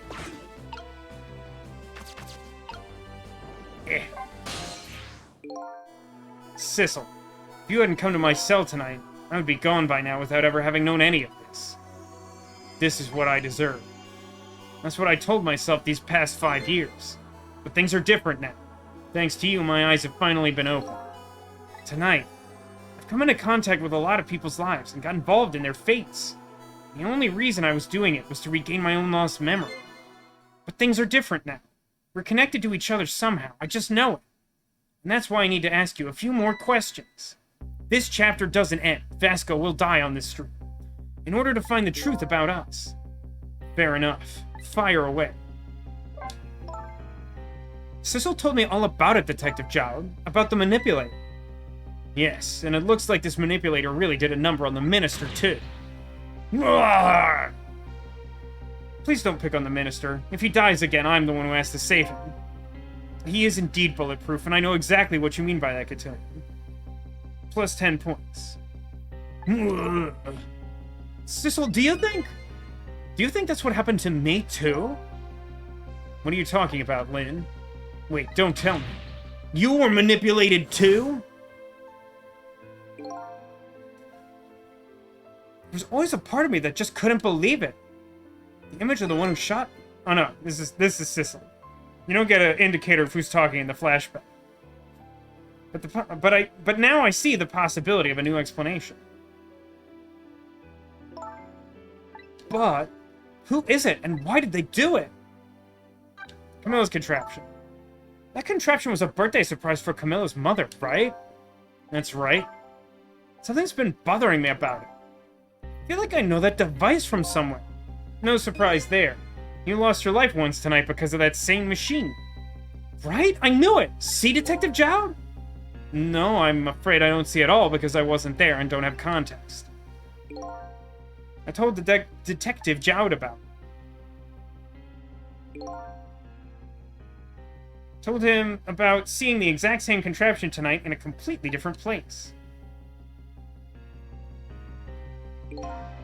That's very strange indeed. A junkyard on the edge of town? Never even heard of the place. And what's more, I've never told a single soul about that contraption. Wait, you haven't? That old pigeon guy. Bob Lucci. That joke is for no one, but I made it anyway. Who in the world is the pigeon guy? Temsic. Detective Jowd. You must have heard this name before. Temsic. The meteorite that fell in the park 10 years ago. You were there.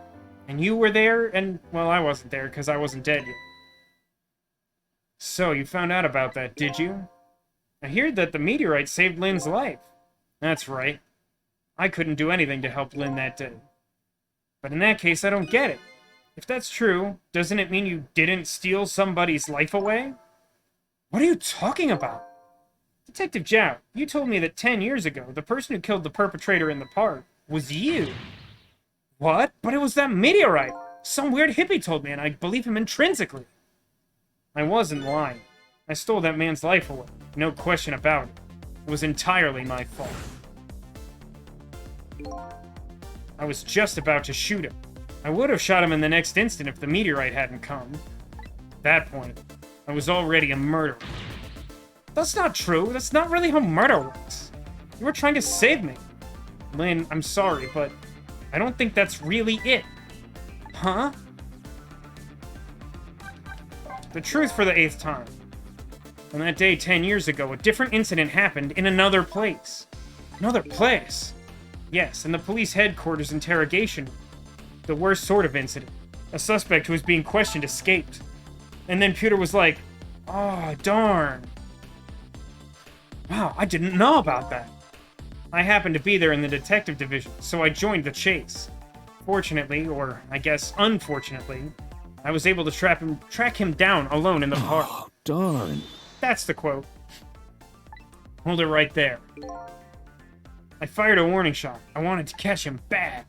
The warning shot made him panic. At the time, I was a young and green detective brandishing my sense of justice like a sword. Thanks, Ditto. I made him panic and got you involved, Lynn. It was my fault. And yeah, she's definitely, like, holding a plunger. I think it's supposed to be, like, her purse or something, but, like, it's super much a plunger. We can all agree. Detective Jowd. All I could see was my target. I couldn't even see you. I'm so sorry, Lynn. Man, her life is completely a lie. She became a detective because she thought that he, like, heroically saved her, but, like, a meteorite stopped the guy, and it's just not a great look for everyone involved. So the man who grabbed me died that day. These last 10 years, I've never forgotten his face. And then a few years after that, and my wife Alma died in such a mysterious way. I thought it was my fate, my punishment for what I'd done.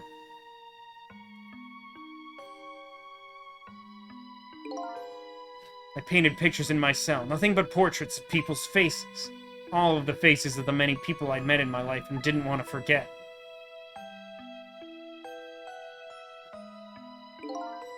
And tonight, I finished my last portrait, the final face I wanted to remember.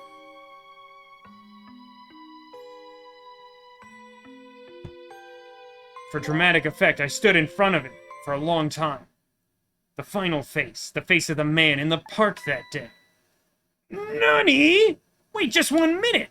That can't be! I saw that painting! I saw the face you painted!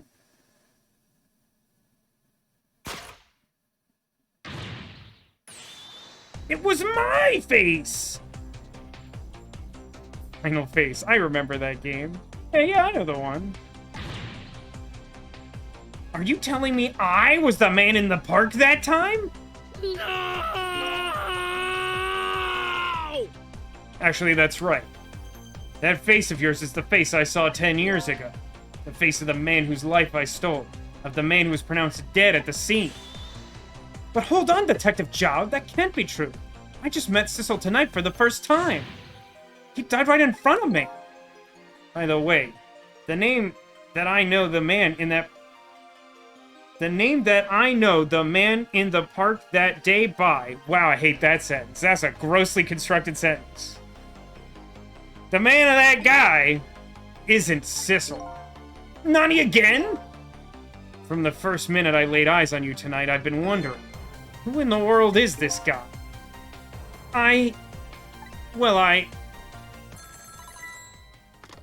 Phone calls are almost never good in this game. Mr. Minister! Inspector Cabanela, where are you? Just be quiet and listen. This is our demand. Nani? Demand? Our demand hasn't changed. The execution must be tonight. Once we've confirmed it's been carried out, we'll release the hostages. What are you talking about, Inspector Cabanela? And you know it wasn't my daughter who was abducted? Does it really matter who the hostage is? A life is a life, after all. Even if it's the daughter of a death row prisoner. Once the criminal gets the punishment he deserves, the hostage will go free. Carry out the execution immediately and wait for our call.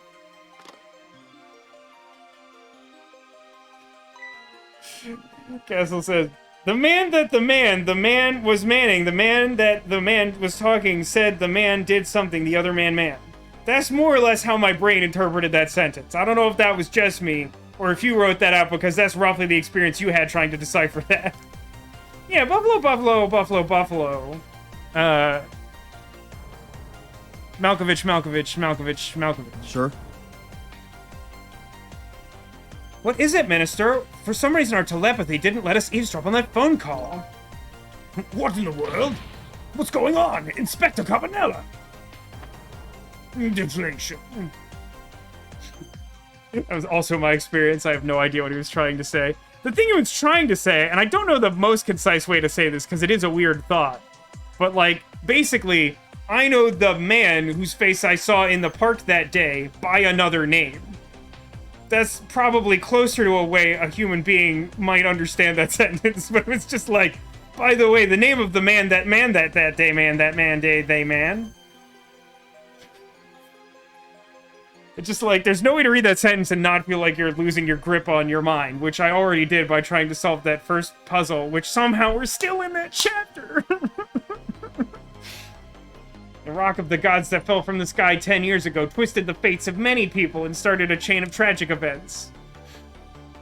And even now, the chain continues to grow even longer. Inspector Cabanela's call proved that to us. The greatest mystery of all has risen to the surface. Who is this me I've been chasing after all night? I didn't talk much about it yesterday, Ditto. I'm really excited about the Doctor Who decks. As someone who has, like, slightly more than passing knowledge of Doctor Who stuff, especially the older stuff, I think there's a lot of great reprints in the deck that feel very, like, on theme. I feel like the new cards are mostly pretty exciting. I love the Plane Chase cards I've seen. I don't think I've seen all of them. I've really wanted to get the whole set of decks for a while now, but I had a really horrific experience trying to pre-order the Lord of the Rings decks from Amazon, and none of the local stores have, like, a good pre-order supply, so I'm kind of bummed because I don't really know what to do about it. But on the whole, I'm not sure I've seen, like, 100% of what's all in the decks because of the way the cards get spoiled, but, like, I think they're a really good product. And honestly, they kind of make me want to catch up on Doctor Who, which I haven't done in, like, 7 years.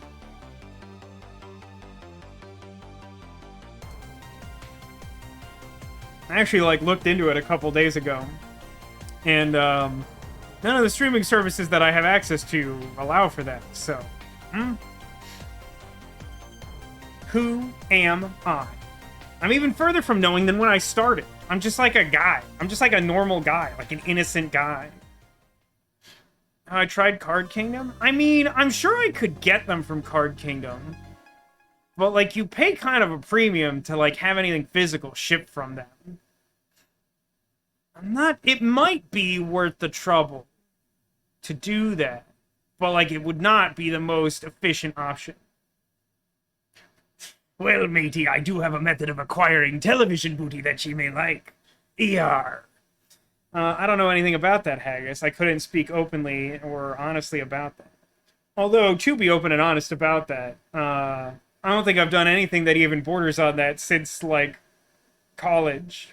Before I really appreciated the ramifications of, like, Napster and LimeWire. I mean, better that than the Amazon fiasco.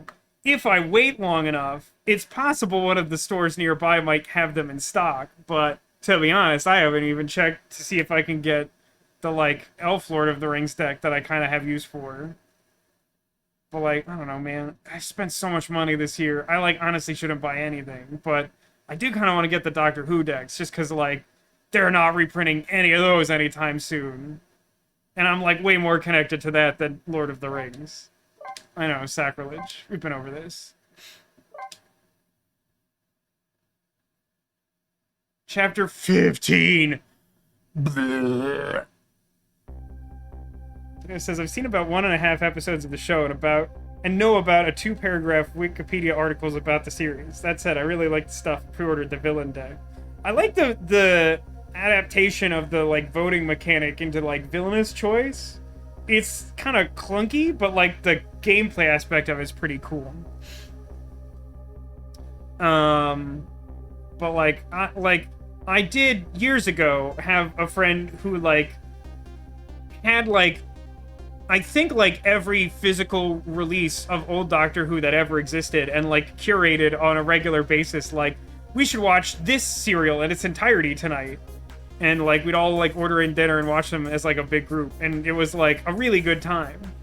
And, like, while some of the old Doctor Who is what it has the reputation of being, like, budgetless garbage sci-fi, like, some of it is really creative and fun. And, like, one of the things I think that the Magic the Gathering Doctor Who decks do well is touch on a lot of the, like, really profound moments. Both in terms of the sagas, although admittedly I am not a big fan of sagas. The more they do with them, the less I kind of like them. But I won't go into that. That's a big diatribe. But, like, a lot of just, like, the flavor text on the cards captures, like, really good, like, significant moments of dialogue from, like, the Doctor and his villains and stuff. And, like, I think it's all really interesting. Yeah, exactly, Ditto. The villainous choice, like, wording is really clunky in order to make it work good. But the execution of it, I think, is good. As opposed to something like the ring bearer mechanic from Lord of the Rings, which, like, sounds cool and plays awfully. Alright, back to this game, because we'll never finish it. I'm literally going to die today.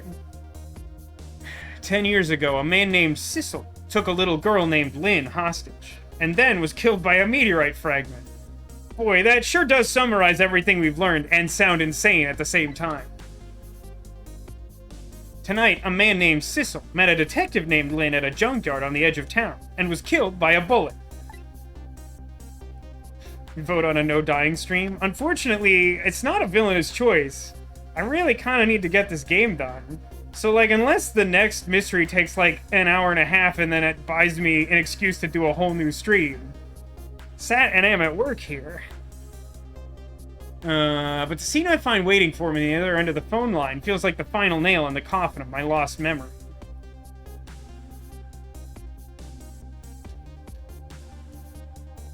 It's when he says, if you ever want to watch the greatest trash sci-fi from West Germany, I can recommend... Raumpatrol Orion? I haven't heard of that. I think the only properly German media that immediately comes to mind that I may have watched like some weird art film or something and not recall it. But I watched Dark on Netflix, which is like probably good, but like way not as good as everyone says it is, in my opinion. I thought Jowd said the name of the man 10 years ago wasn't Sissel. That is true. That is true. What is happening? It's exactly what you think it is. It looks like Cabanela got shot dead by us. Who is dead? Wait a minute. Wait a minute. Wait a minute.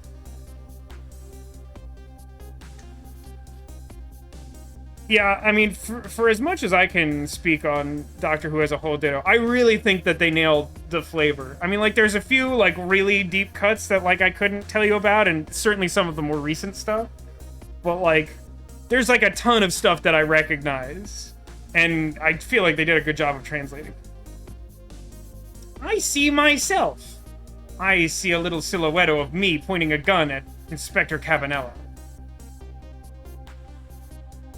And I'm really smug about having killed him or whatever.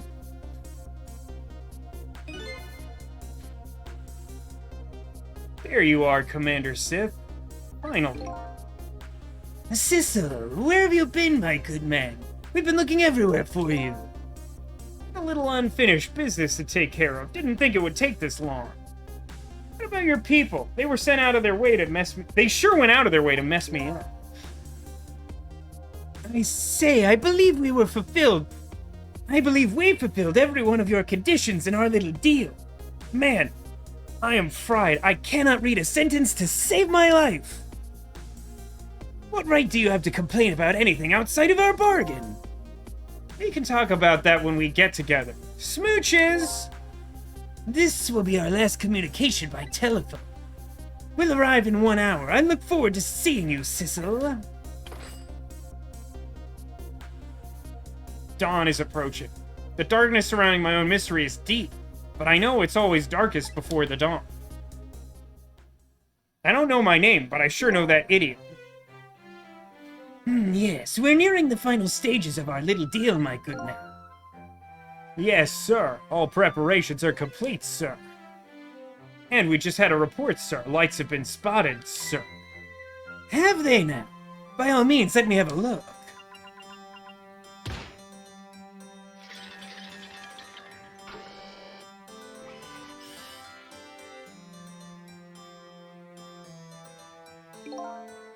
Yes, we're very close. We will now disconnect from the communication cable and have no surface until we arrive, sir. Very well. This music is, like, way too cheerful for this. This guy's like, I made a conspiracy deal to get a random detective killed or whatever. and, like... Wait, what's happening?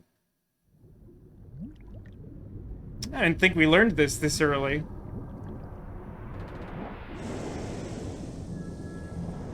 Was the submarine the whole time? Nice try, Inspector Cabanela. But you could never stop me. Smell you later. It's a joyous day for the villains. Of course, it's cheerful music. Yeah, something villainous choice mechanic. So, that submarine guy and his people have a deal going with me, do they? If that's the case, they probably aren't the ones who killed me, right? Anyway, there's definitely something behind the inspector's death. I think I'd better talk to him.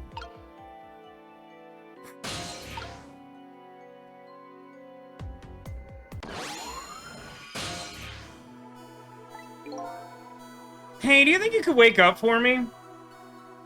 Oh boy, still unconscious, eh? Guess he hasn't been dead for very long then. Just go ahead and go back to 4 minutes before his death. I'm a little nervous about what I might see there, though. But if that's where I'm gonna find my answers, I can't run away from it. Turn to the past yet again.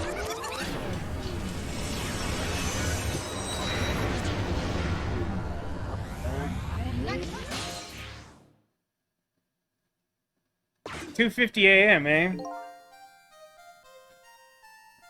Once the criminal gets the punishment he deserves, the hostage will go free.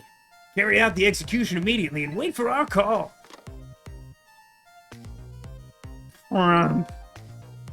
That's a good boy. Gee, a hostage sure is a handy thing. Gives me complete control over the top police inspector in the country.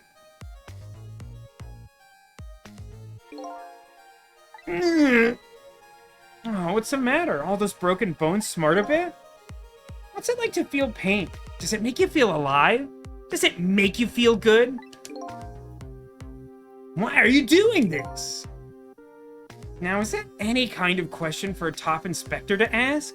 Isn't it obvious? Revenge, of course. Revenge on all the people who stole my life away 10 years ago. Don't be ridiculous. It was a meteorite that stole your life. Or have you forgotten that? Wrong. That was interesting. Did anyone else notice a little subtle thing that we just witnessed there? Anyone? I don't think I'll explain it if you didn't notice it, but that was interesting.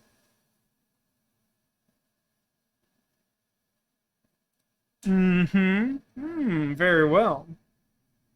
I was murdered by all of you. I can't smell good. Detective Jowd, who chased me down and forced me into a corner even though I was innocent. Lynn, the girl who was right there where I was running. Lynn? She was an innocent little girl playing in the park. If that brat hadn't been there, I never would have thought of taking a hostage. This is good and healthy. I'm sure this man has been to therapy, for sure. That's the most self-centered garbage I've ever heard. And finally, you, Inspector Cabanela. Me? If you hadn't done what you did, I never would have pointed a gun at that kid. And lastly, if it weren't for that horse, I wouldn't have spent those years at college.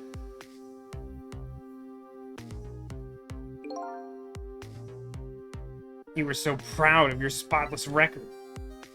My case was the one blot on it, wasn't it? Only two people know the real truth. Me and Detective Jowd. Bet tonight's execution will be quite a relief to you, won't it? One of the people who know about the stain on your record will disappear for good. That's why you didn't help him escape from prison. That's the kind of guy you are. This guy's real big into the Phoenix Wright pointing. I think he was actually an attorney or a prosecutor in, well, his literal past life, I guess.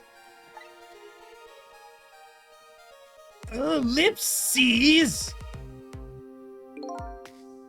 I got nothing to say to you. You never listen anyway.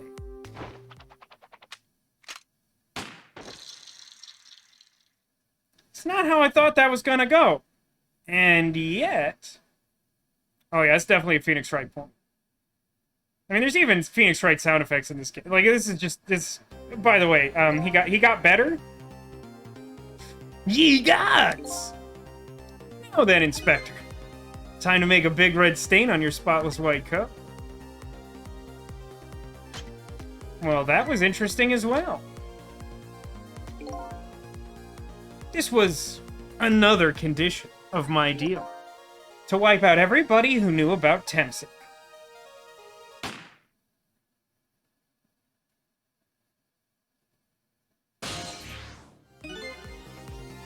Revenge? That's what I'm up to? This makes any sense.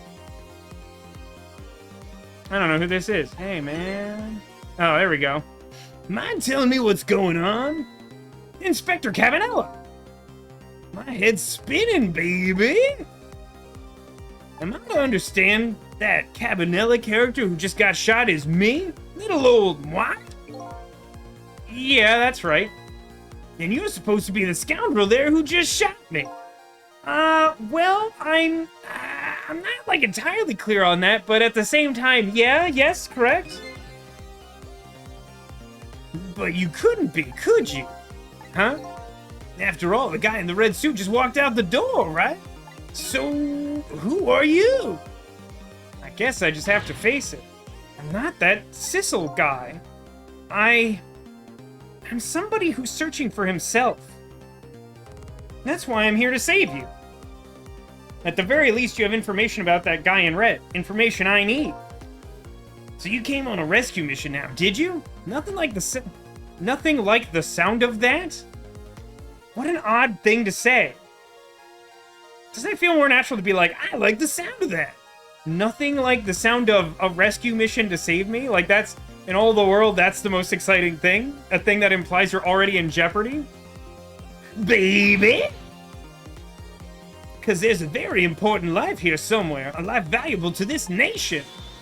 Okay, do your thing, baby! I think you're very correct to be confused, anime. Which I think is, it's one of the strengths of this game, is that, like, as the mystery unfolds, you're like, I don't understand at all. And I promise, like, there may be, like, one or two, like, minor things that, like, maybe aren't wrapped up in the end, but, like, on the whole, you will understand what's been going on when we get there. Like, this is a much better mystery than we're used to playing on this channel. Let me put it that way. Hit spinning equals there is a hole in it. Yeah, I mean, that's like one symptom or whatever. This is an all your base belong to us quality transition. Yeah, that sounds about right. I think that's right, Castle. That's a good boy.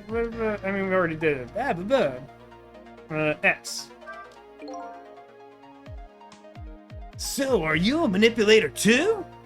I have ghost tricks. Powers of the dead, yeah, but I can't control living creatures. Anywho, I think you'd better be very careful. The guy in red is a manipulator. Naturally, he knows about powers like yours. Huh. Well, that's... yeah, I guess that's true.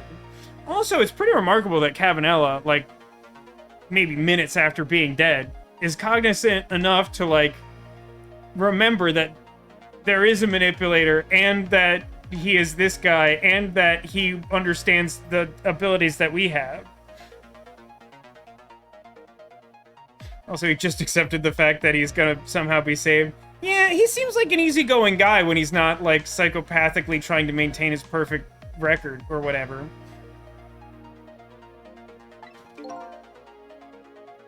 If he realizes you're here, things get mighty sticky. You're right. I better be careful. I honestly don't remember what the implication of that is.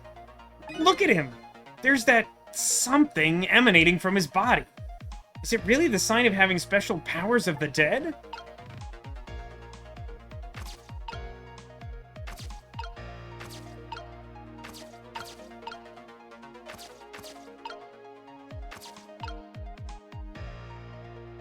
What did it do to rock the helmet?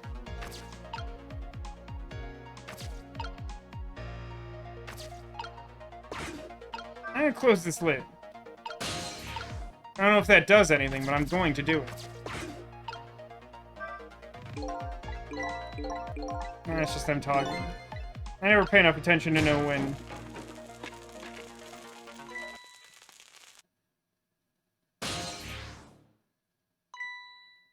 What's going on?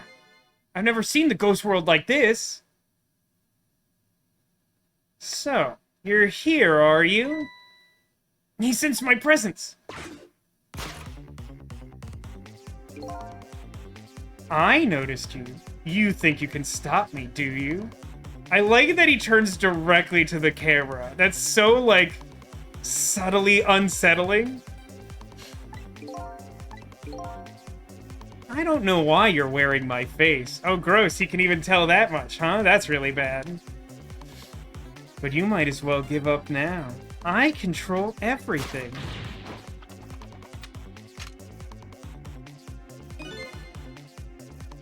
everything, including the life of this police inspector in white.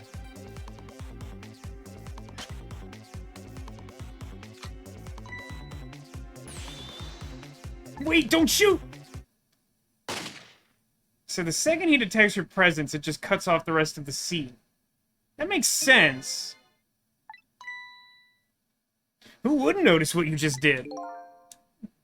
I mean, the thing you have to keep in mind is, for one, I think it's interesting to have that scene. And for two, there's rarely a way to get all the way through one of these puzzle segments without just, like, trying something at random. Which makes it a lot harder when, like, a single mistake will immediately cause the scene down. Guess I can't use my powers right in front of him. I'm not entirely sure what thing I expect to be able to interact with, though.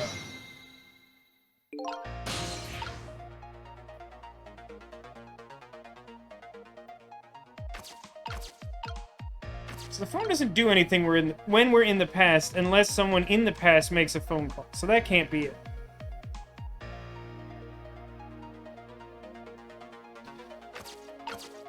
And I can't reach much from where I'm at. There's the book that presumably I can't read. There's the helmet. Is the helmet positioned such that it would knock the gun away? I mean, the helmet's like one of the only new things. I don't think it can be the lamp because he controls the lamp deliberately. It seems like he would sense my presence there as well.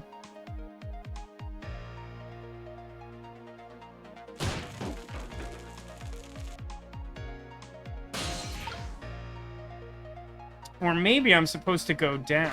Let's hear this out first. No, I want the other one.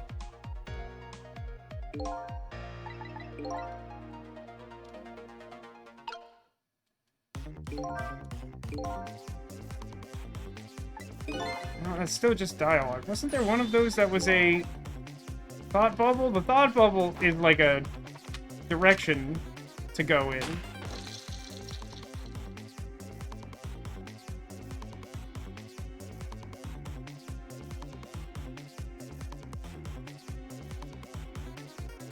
It's really creepy to watch him do that. There's a character in the Flash TV show, so no, I'm definitely not positioned, and I don't have control at this point. Okay.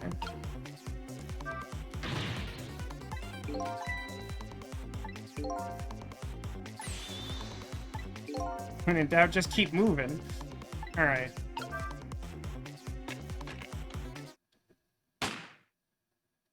Okay, so it's definitely ride the tea kettle down to the floor and do something in, like, a whole other room.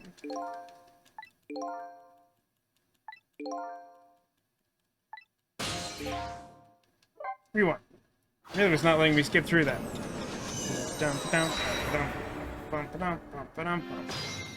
It's so what appears to be the case is maybe this is universal to the entire game, but it seems like once the countdown to death hits 0, it enters a cutscene state and you can't use ghost powers anymore unless the game makes a deliberate exception, like Missile in the Park before. But it appeared to be the case here as... What? Look at this place!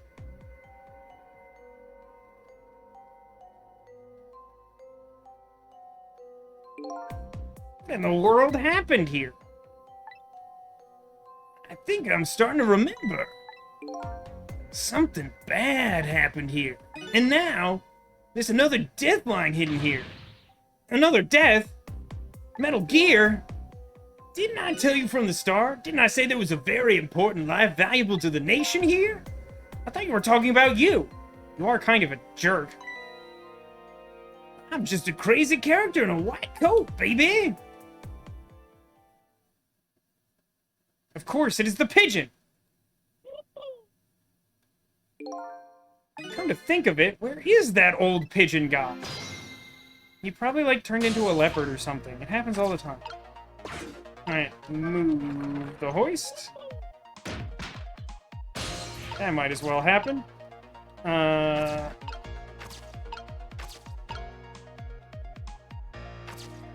Toolbox? I think that's what I wanted. Touch his face! Touch his face! Excuse me.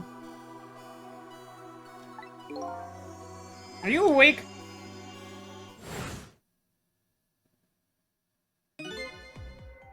Of course! I never sleep during work hours!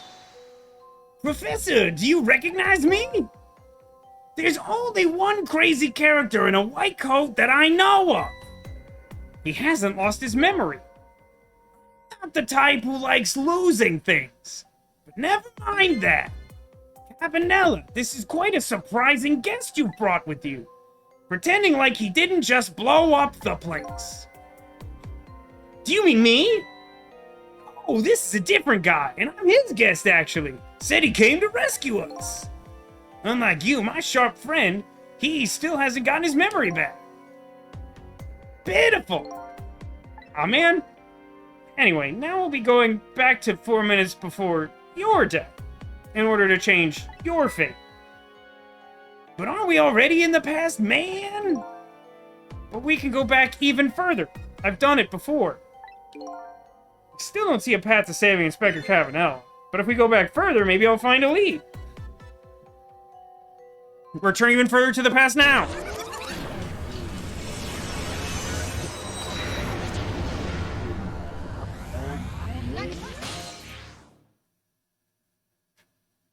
Like 8 minutes before now. How many times do I have to tell you, Professor? This place is dangerous. Don't be daft. I can't leave now. He's completely dead, but just as I thought, I'm getting a reading.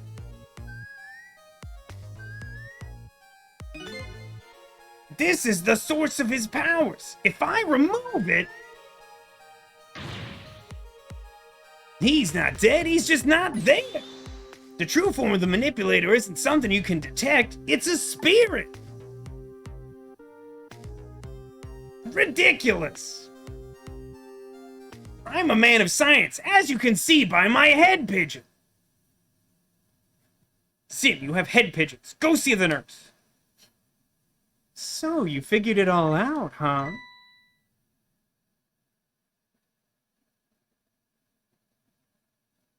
Blech.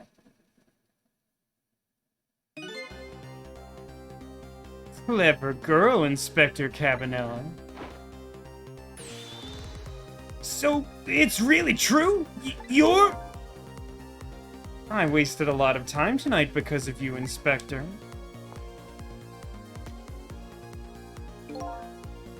But it's all just like you said. I died 10 years ago. This body is just a vessel, a shell. I control everything. This shell, people, the weather maybe, just like I controlled the Justice Minister and Lynn.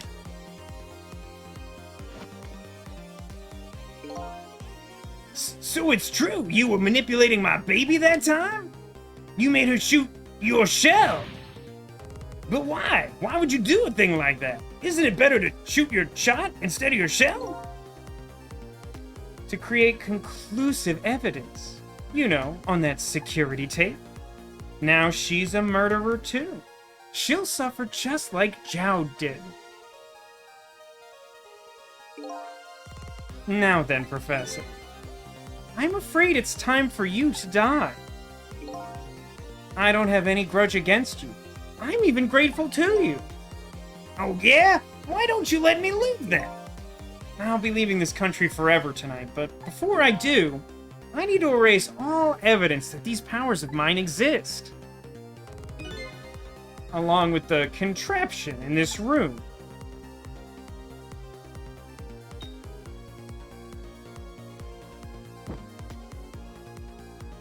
I feel like there's time to dodge that. This time the thing will work the way it was meant to, and it'll be all over. Cupid won't turn this time. He'll shoot his little arrow this way.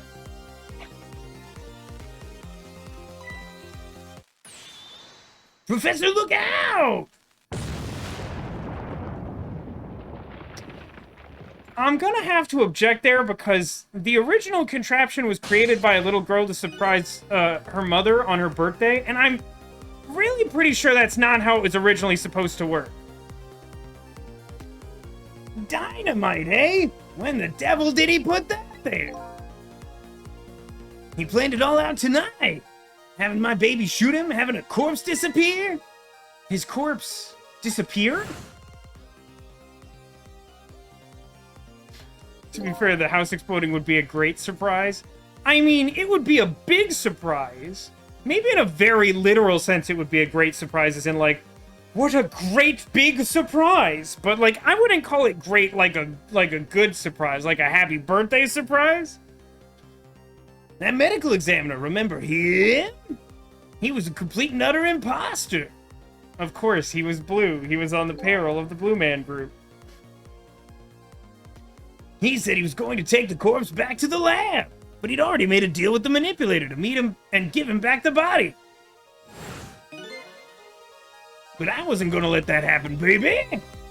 You saw through their plan, eh?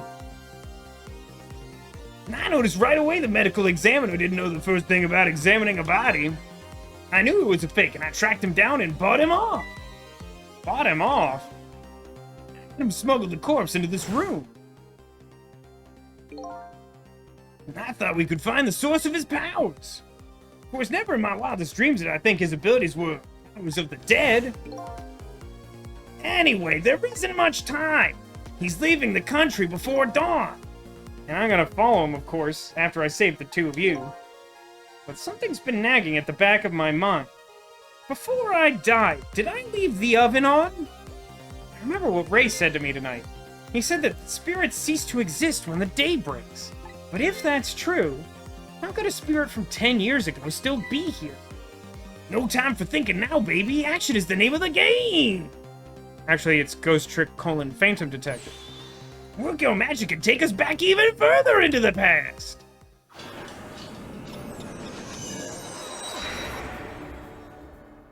The past has become like so many nesting dolls, as seen in the background. All right, man, jump in there and stop that explosion. What would you do? Easy enough for you to say. Foolish of you to say, too. If you stop the explosion, it'll just do me in some other way. Fair enough. Then jump in there and take care of that man in red. I repeat, easy enough for you to say. And most likely impossible to boot. That huge explosion didn't even make him bat an eye. Now, what do you propose we do, Professor? Pray tell. Your best bet is to save me during the explosion without him noticing. Easy enough for you to say. What is with these people? Anywho, jump in there and do something.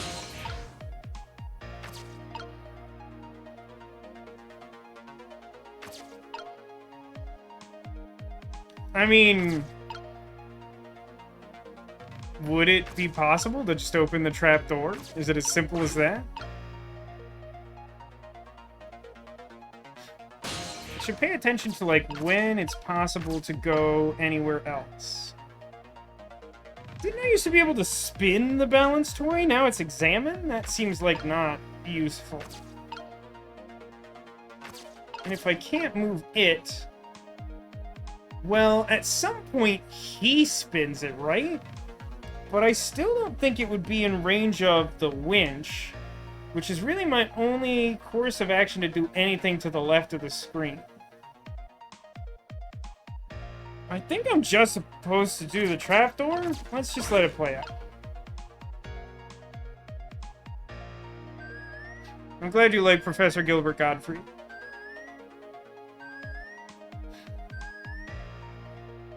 It somehow feels like it suits his personality to just be, like, loud and tell you you're wrong. It's no use, I can't open it. Could the fact that someone's standing on it be the problem? I may look small, but I'm pretty heavy set. Sounds proud of that. This door, such a pity. Too bad it doesn't open downward. Sometimes life can be so hard. Life is simply unfair, don't you think, Professor? Yeah, that's why we're both dead. Door that opens downward, huh? Downward facing door?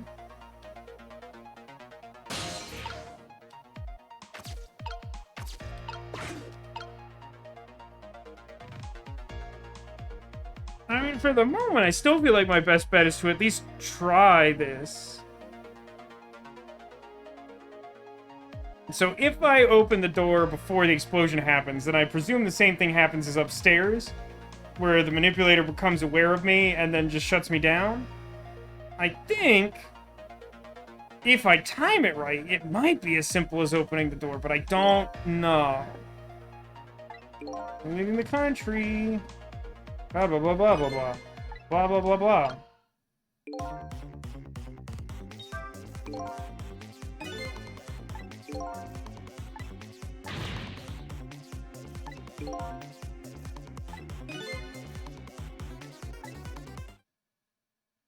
Hold on. Wait a minute. Something is happening.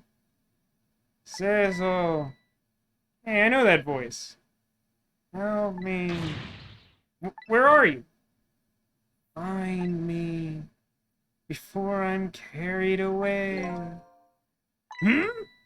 What's with that frail sounding call for help? He's here somewhere. A friend of yours? Yep, a little guy that looks a little fragile but has a strength that would surprise you. Well, he's asking for you to find him. And before he's carried away, no less. I'm almost out of time. Should I look for him?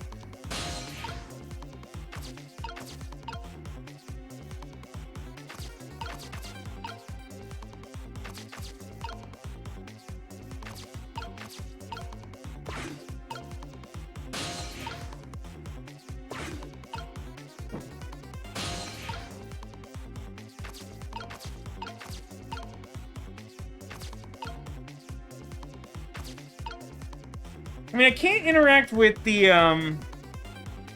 arrow, but I guess that makes sense. I mean, let's just ride this out.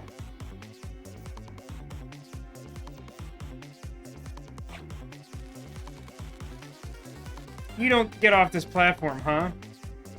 Cecil! There he is again! Farewell! Sounds like your little pal was carried away! Where was he? Maybe you should have tried to find him somehow! Maybe I should start over. Yeah, he never gets off the platform, huh? That's one of those things that you really don't know until you try it at least once.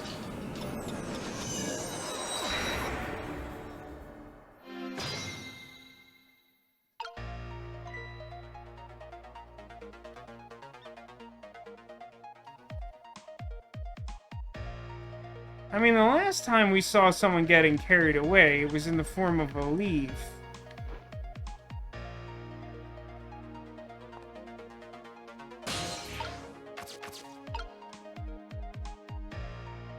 But how do you reach anything here?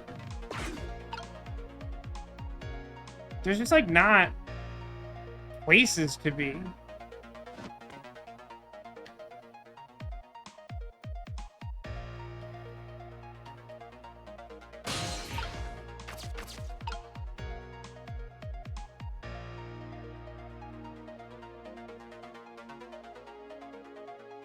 Or it gets carried away. But there's no, like... Is whatever that is over... Does the box get picked up at some point? Is that what he means? Oh, it's weird. I can actually still trick the balance toy, even though it kind of implies that I can't do that.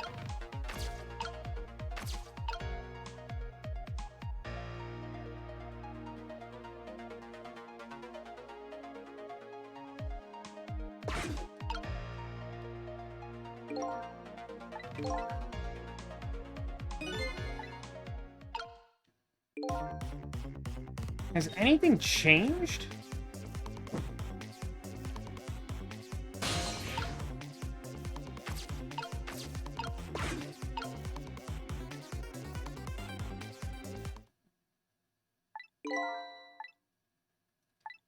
Okay, so this is the point where it's supposed to change?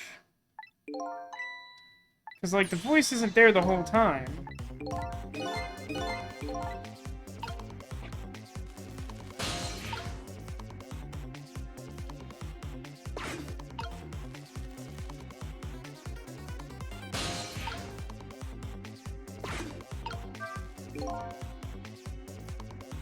If I can stop this toy from spinning, I can halt the contraption, but that won't really solve anything.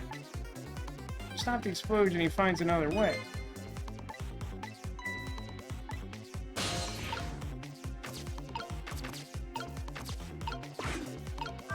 What in the world is this thing?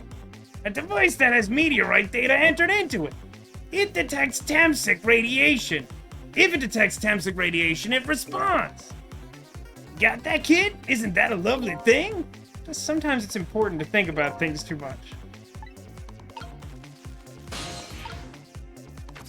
Well, like, I can't get anywhere. My only concern is that I don't know anything.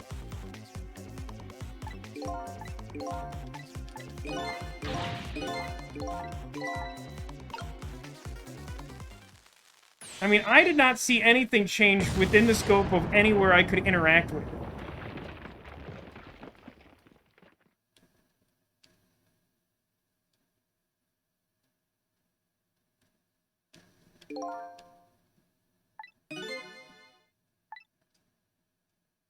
I want to look around, but I spent that entire playthrough looking around.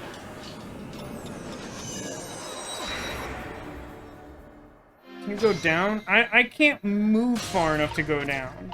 Like, there's clearly a down to go to, as I think you've noticed, but, like, this is as far as I can reach. So if I can't reach another one of these spirit cores, then I can't get down. And it's sort of implying that, if I get Missile, then, like, he can go down there and do something I can't, because he can reach further. But, like, I just didn't see anything.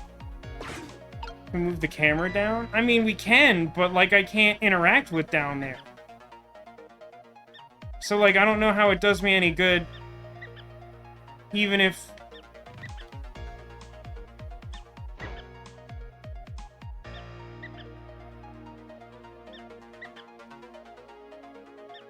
Like, if I can't help, how does it make a difference?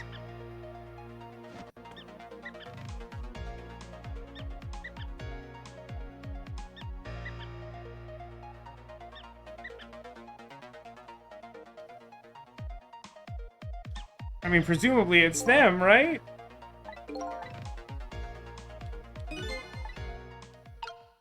Now, what's interesting is that these rats appear to be making, like, a certain kind of noise, like a really cheerful...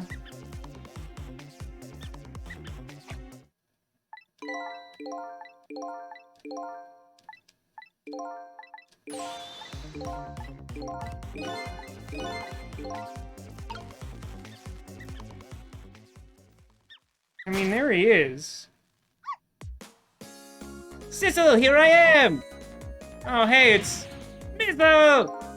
What are you doing there? Do you really have to ask? Seriously, are you really going there? No, that's okay, never mind.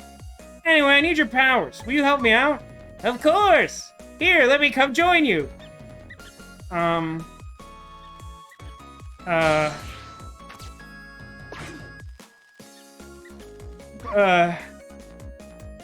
But that doesn't... But he literally didn't need our help for that. Like, why is that... Couldn't he have just... Couldn't we have not made that a puzzle that doesn't have a solution and instead just had the character be like, Sissel, it's me, Missile, I'm in the basement! And then, like, he just comes up and joins you? Like, if I don't... Even though he can reach out to me because he senses my presence, and even though he, of his own volition, can, like, hop into this tire and not be in the leaf anymore, he needs me to acknowledge him in order to just get out of the leaf? Like, I don't understand. That didn't make any sense. It's, like, not even a puzzle. This is just a contrivance to make the game longer. Alright, we finished that pointless interlude! Now maybe things will flow in a new direction. Even though the flow of the sewer is a little bit stinky! Would we say that fate changed, or would we say that that's just not specifically the thing that's happening anymore? I mean, got tire, will travel.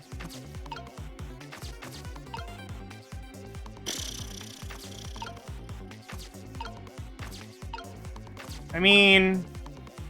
A door that opens downwards. door that opens downwards.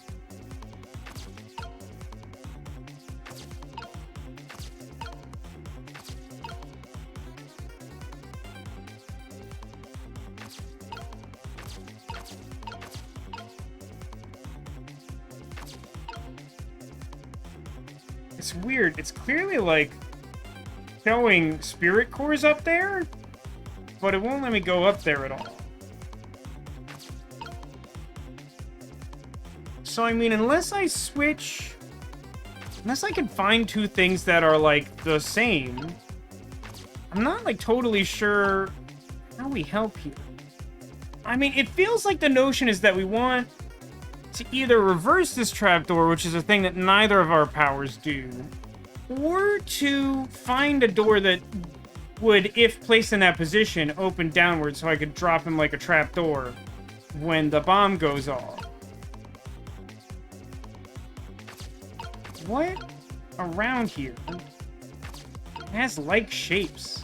Because like Sissel ain't doing squat. We've already proven that like pretty clearly, I think. Oh, hang on. I found the trash. Those squeaky guys are making a fuss about something. Sissel, my animal instincts are starting to surface. Do you mean you want... If you mean you want to chase them, I think you have to be alive to do that. There must be some kind of rat feast in that trash can. Squeak, squeak. Those things usually make a bigger commotion than that. Bigger commotion, eh? Okay, let's stop that explosion! No, we can't do that. Okay, let's take care of that man in red then! We're not doing that either. We can't do this, we can't do that. What can we do? We let the explosion happen and rescue the old pigeon guy. And your powers are the key to all of it. I don't know about that, but I'll do my best. So... is there a way...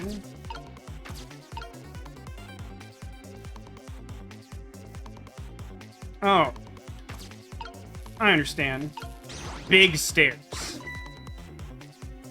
And then they go in there, and then they maybe move that, just move the lid, just move the lid. Just like, yeah, maybe just like, keep that up. Just like more rats. Just bring the just keep carting the rats in. Now that's what I'd call some proper commotion. They're making that trash can dance. Truth be told, I feel a bit like dancing now myself. It's getting harder and harder to hold my wild instincts back. A dangerous bunch. There it is. That's what I wanted. So, I swap these while they're round, even though that's not how shape works.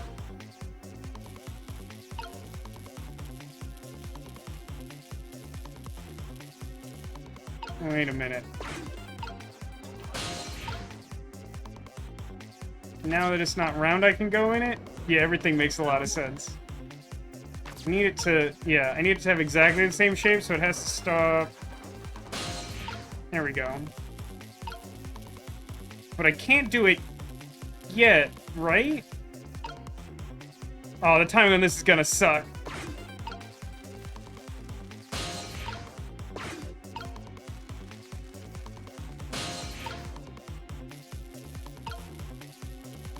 It's really hard for me to know if I should do this now. Because, like, if it wasn't a video game, you would just, like, wait until, like, the right moment. But, like, it could go into that cutscene mode where I can't interact.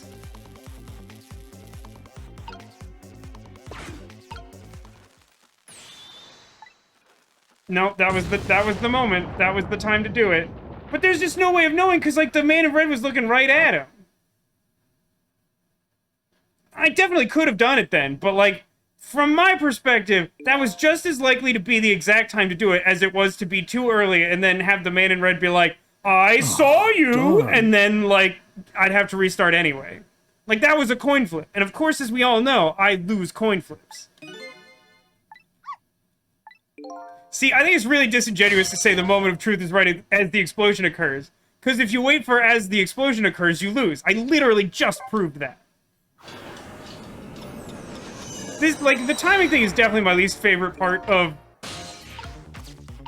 most of the puzzles of this game. That last one had some real special nonsense going on.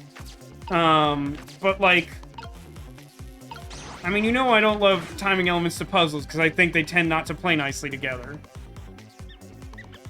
But, like, some games are, like, really good about, like, prompting you for, like, even if there's a time thing, it's like, and now. In this game, like, you frequently have to guess, and if you guess wrong, you just have to do it again. Which, like, isn't the worst thing in the world, but, like, is annoying, especially when it happens, like, more than once. But, like, clearly, like, the reason I don't love timing puzzles, or a big part of the reason, is, like, clearly I demonstrated, at least to my satisfaction, that I understood what the goal was, right? Like, I feel like that was pretty clear from what transpired a moment ago. But I didn't know the exact time it wanted it. And so, as a result,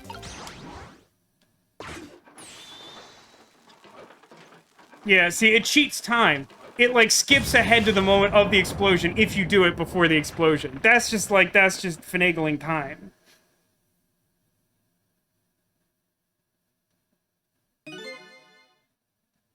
Sorry, little pigeon.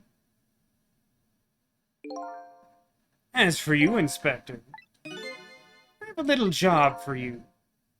I can't move. I think I have 4 or 5 broken bones, baby. I don't mind. It won't prevent me from manipulating you. Gross. It might make it hurt a little bit when I move you, though. Quite a bit, in fact. Ah.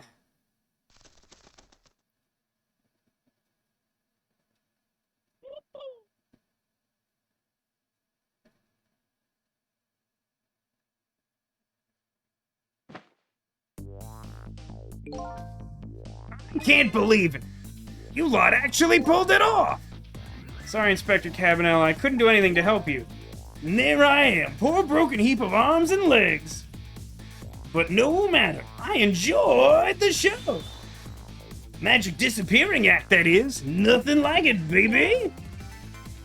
Yeah, except, unlike a normal magic trick, I'm the one that managed to vanish without a trace. Updated the phone book for Pigeon Guy, I guess.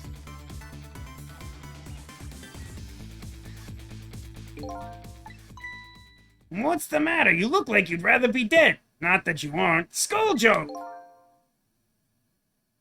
Now, I was just remembering the fact that right about now, the real me is giving the poor Justice Minister a real fright. Oh, that phone call? Yeah, he was pretty upset about that. Excuse me, mister, I'm a dog. You really shouldn't be mean like that. And what's this lively little creature? This little doggy is the warrior who keeps Camilla safe. Or he would be if he was actually still full of life. Skull joke? Camilla? Gods in heaven, what a terrible thing! That poor little girl taken hostage. It's a cruel twist of fate indeed. Wait a minute, Miss Camilla's a hostage? Yeah, we're sorry, little warrior. Miss Camilla, a hostage? What's a hostage? I'm a dog! Anyway, Inspector Cabanella, it's time to save your life now. But you couldn't get very far when you tried before, am I right? But this time it's different, right, Sissel? That's right, with us working together, it's a whole different situation. We'll save the Inspector in White, whose name we're choosing not to say for no particular reason, and then we'll rescue Camilla, okay? Okay, let's hurry up and get through this! Gee, kids, you're making me feel like an afterthought. Yeah, but, like, you kind of suck a little bit, right? Alright, let's get started. Inspector Cavanella's upstairs, so our first step is to get up there. Sissel, I'll go up first and wait for you! Bing bong bing!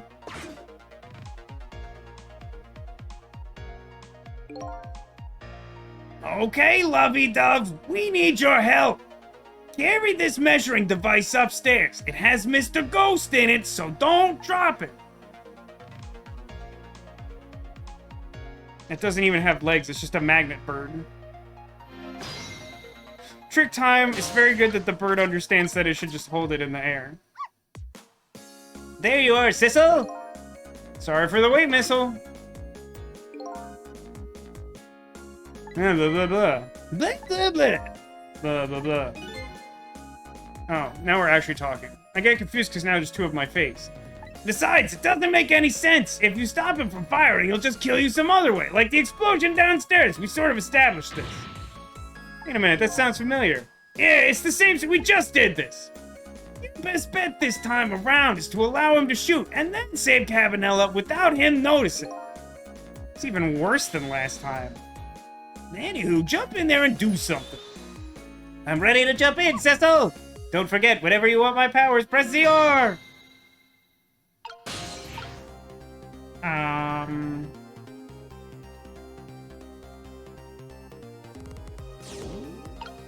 What can you reach?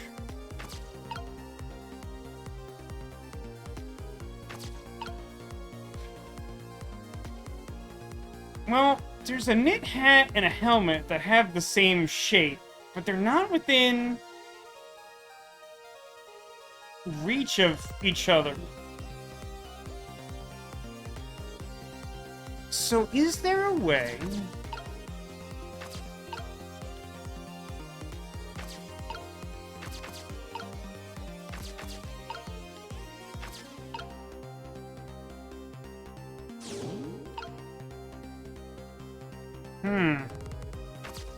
Cecil really can't do anything, huh?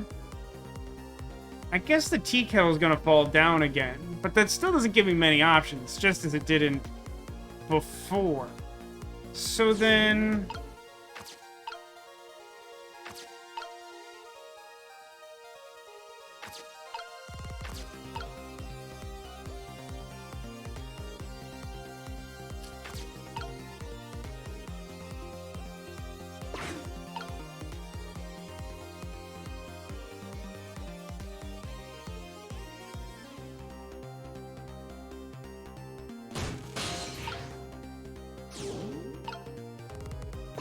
guess it needs to fall a little further.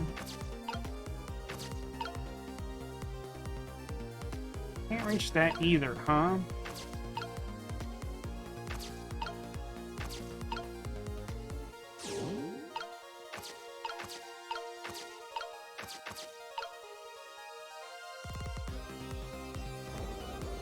How do I...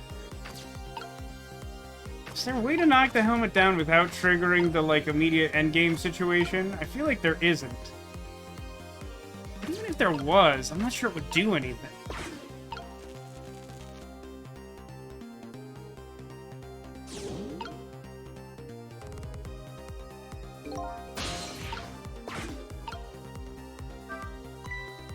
Did you see that? Bad Sissel turned to... Oh, duh. Good dog. Do you have to call him that? But yeah. If you have something to do, do it now.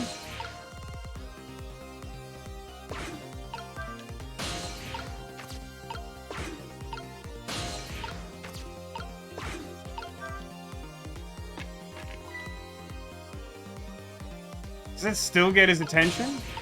Yes, but not in the same way.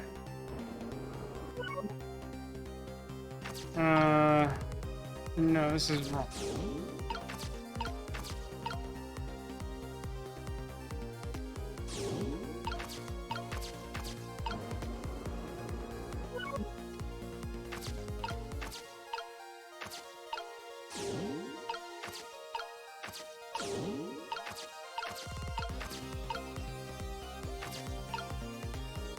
It didn't really do anything.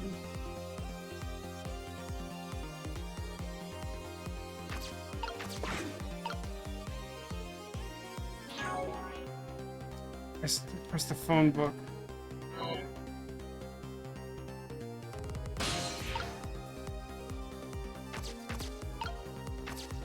I just don't think I get what we're getting at exactly. I mean, I understand that I could exchange the helmet. Let me just try something.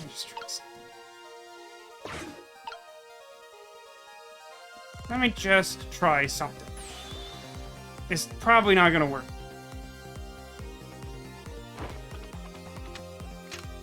I can't switch the hats, though. I mean, like, do you see a way to get the hats close enough? Because, like, they aren't close enough to start with, and I moved one, and that appears to be the only two configurations I have access to.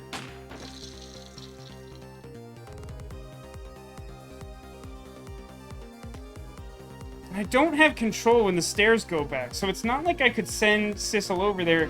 Even if I could, like, I can't get Sissel onto the stairs up until this point anyway. But maybe, now that that has happened...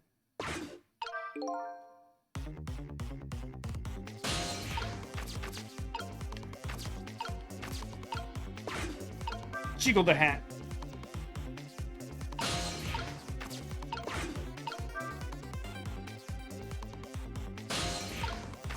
Okay.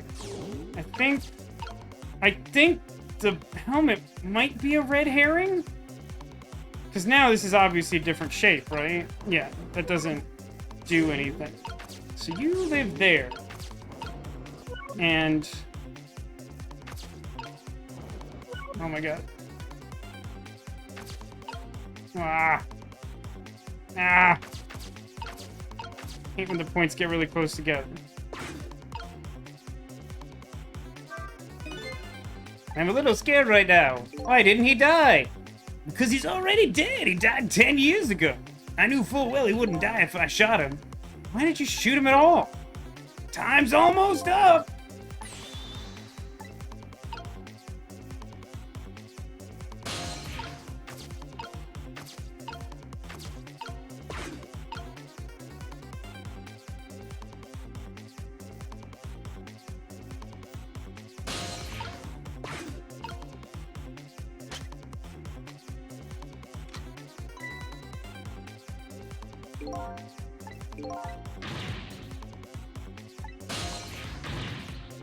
Still use. Even with my powers, there's nothing I can do. I don't see anything to swap the bullet with. Isn't that what the hat is? I thought that's what I was doing.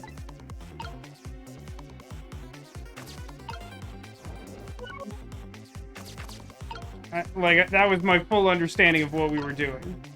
It's like I scrunched the hat into a weird shape, and so the soft thing would replace the bullet. Replace hat with book.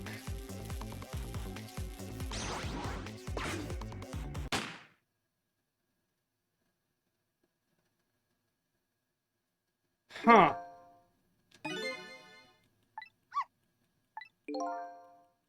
I mean...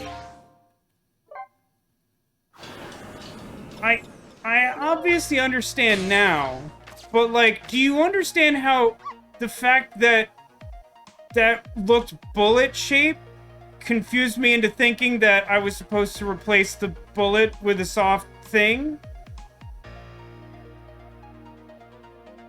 Like, that makes sense, right? Like, that's what I thought we were doing. But apparently it had his book shape, and then something really specific happens that I would not have anticipated.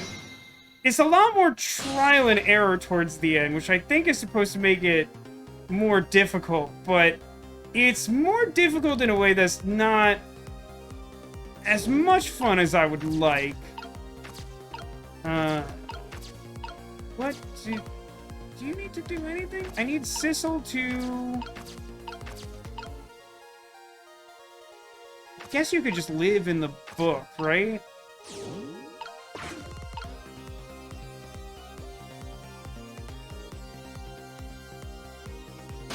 Now, that's disingenuous, Neko. I'm pretty sure Bad Sissel would notice if his gun suddenly shoots a woolly hat.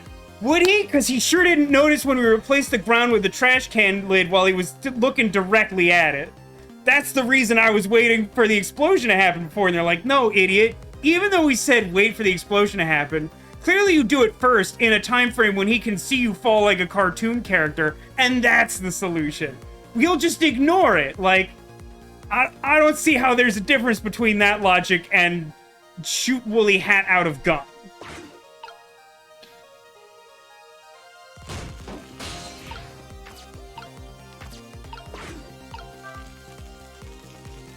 I got way too excited.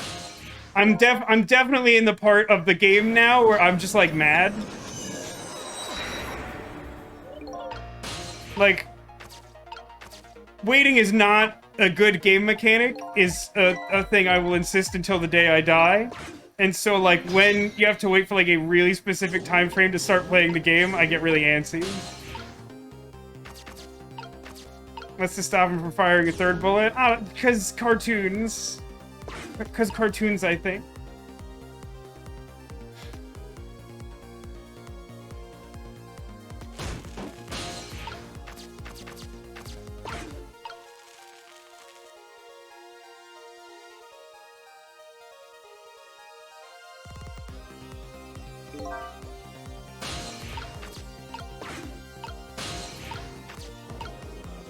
Stop it.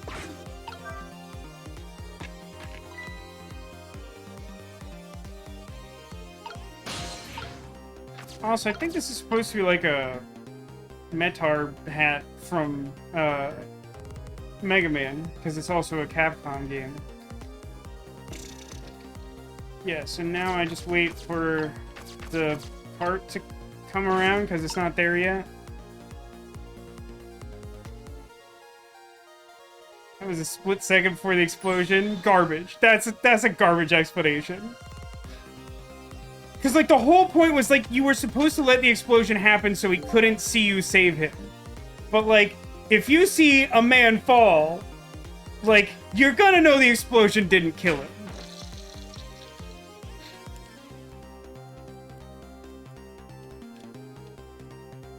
I mean, especially this guy. This guy with his weird supernatural jazz suit powers. Alright, let's do like 38 things in 1 second.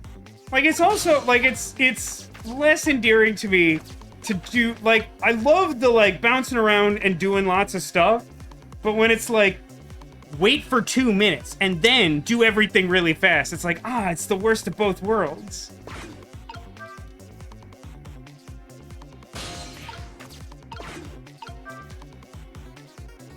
It's like literally all the things I don't like about timing puzzles in a rocket can.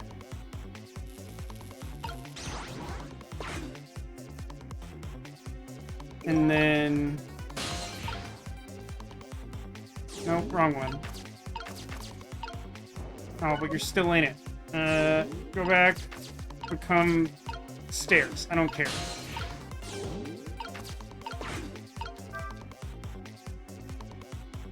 That wasn't what... And then you have to wait through the whole thing again. And then it's...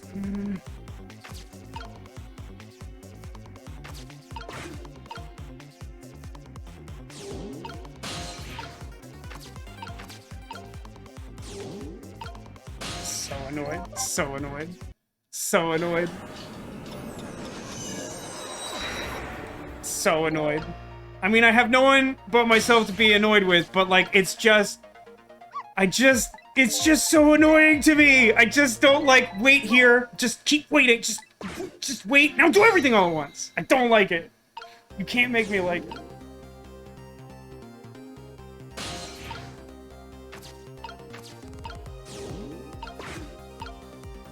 And now we do nothing as a gameplay mechanic. And now we do nothing as a gameplay mechanic.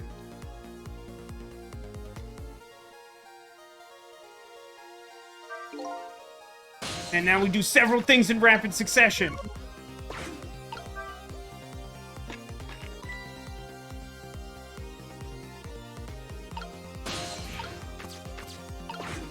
And now we do nothing as a gameplay mechanic.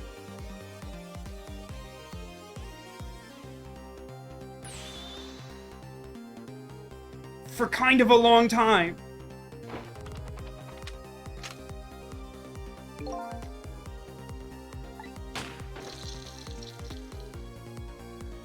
For actually, like, a pretty long time.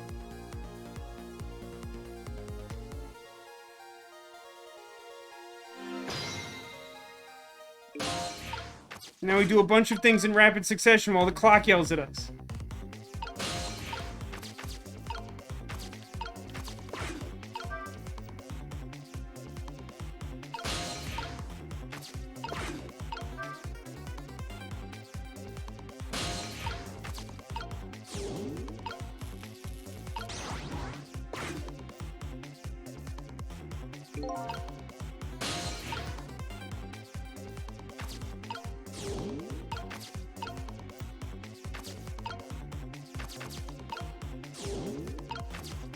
So I think if we reach timer 0 with missile in this point, it gives you a cheat step during which to react. I think.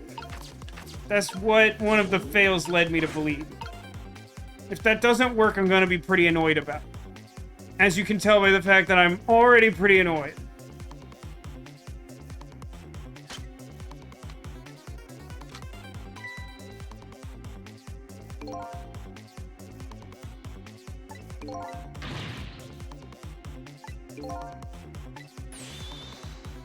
No, wait, our chance is coming up. The last split second, right? Leave it to me! See, like, I really don't like the inconsistency between this and the other thing. Where, like, if I wait until the last minute in the last one, it's a fail state. And if I wait till the last minute in this one, it's literally the only time I can do it. Would you look at that? The bullet is hanging in midair between Gunn and the inspector's forehead. Now's our chance! I'm hearing the bullet right now! Let's swap this thing with something else! What? It's our only hope. There's gotta be something with the same shape and direction as the bullet.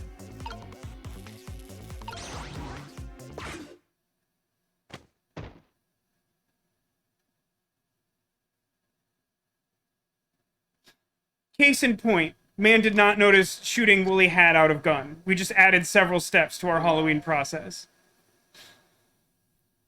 I don't think he noticed. Looks like you pulled off another magic disappearing act. And now I say it again. I love knit hats. So warm and most of all, soft. Did I do all right? You did a fine job, little one. You saved another life. And I'll keep doing it too. Over and over. Because I'm the bestest boy. What I saw in just these 4 minutes gave me all the answers I've been looking for. All the research these past years pales in comparison, right, Professor? So you two were working together? It's about the size of it. Who would believe a story about a manipulator? So we pursued it ourselves, just the 2 of us. I'm quite a crazy character myself, after all. Ocean says, by that logic, wouldn't the hard hat have worked too? Same shape and direction? Yeah, I mean, I guess you could argue that the hard hat would make enough noise that it might draw his attention to the fact that, like, you got hit with a helmet and didn't die. But, like, ostensibly, to use that same word, ostensibly that could work. I don't know. It's just, it's yet another kit, like, the puzzles we've done tonight, like, all have, like, the same thing in common of, like, I feel like I was able to demonstrate my understanding of the presence, like, considerably before I understood the way the game wanted me to do it. And then, like, coupling that with the fact that, like, at this stage of the game, the puzzles involve a lot more waiting, which makes it really arduous to retry things. Instead of, like, the earlier ones in the game where you can kind of, like, freely do stuff, mess up, restart, try stuff, mess up, restart, which is, like, way more fun and free-flowing, in my opinion. But, like, yeah, at the end of the day, he shot a hat out of his gun. He should have been aware of that, much like he should have been aware of the guy falling out of the hole in the floor created by a trash can lid. But the problem I have with that, because again, I feel like I tried to employ that logic, is that even though I didn't have the precise solution, because the game does make it clear that the thing has to be facing the correct direction, is just the fact that, like, I don't like that one, you have to wait past 0, and the other you have to do it before 0 happens. Even that change would make so much difference to me about the implementation of that. Because then, the first time around, I'm like, got it, lesson learned, this is the way it works. Not to only be immediately undone by, like, we've literally described this as the same situation you just did, except that mechanically, by the rules of the game, it's handled differently.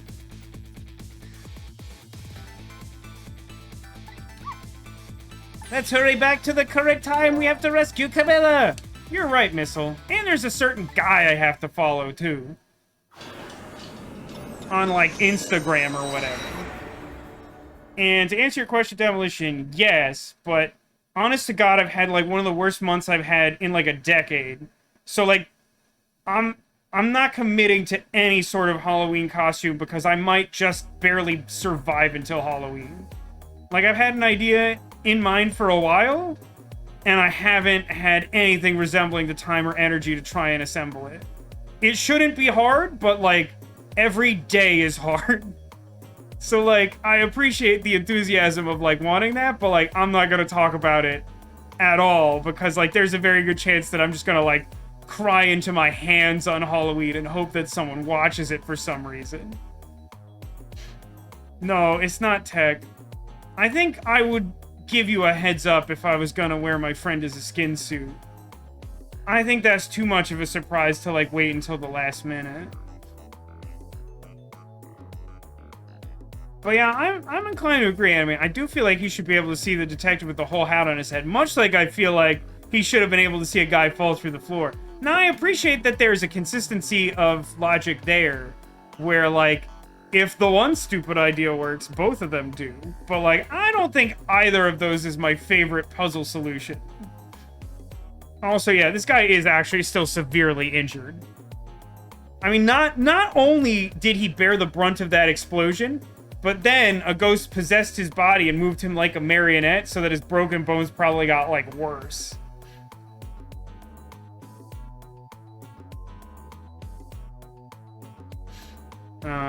After completing his revenge on Inspector Cabanello, the man in red left, and now a new story is about to unfold in a new present. I can confirm that they have finally announced Halloween donuts. I was genuinely starting to become concerned that it took so long that they just, like, weren't doing them this year. How are you feeling, you old crazy character?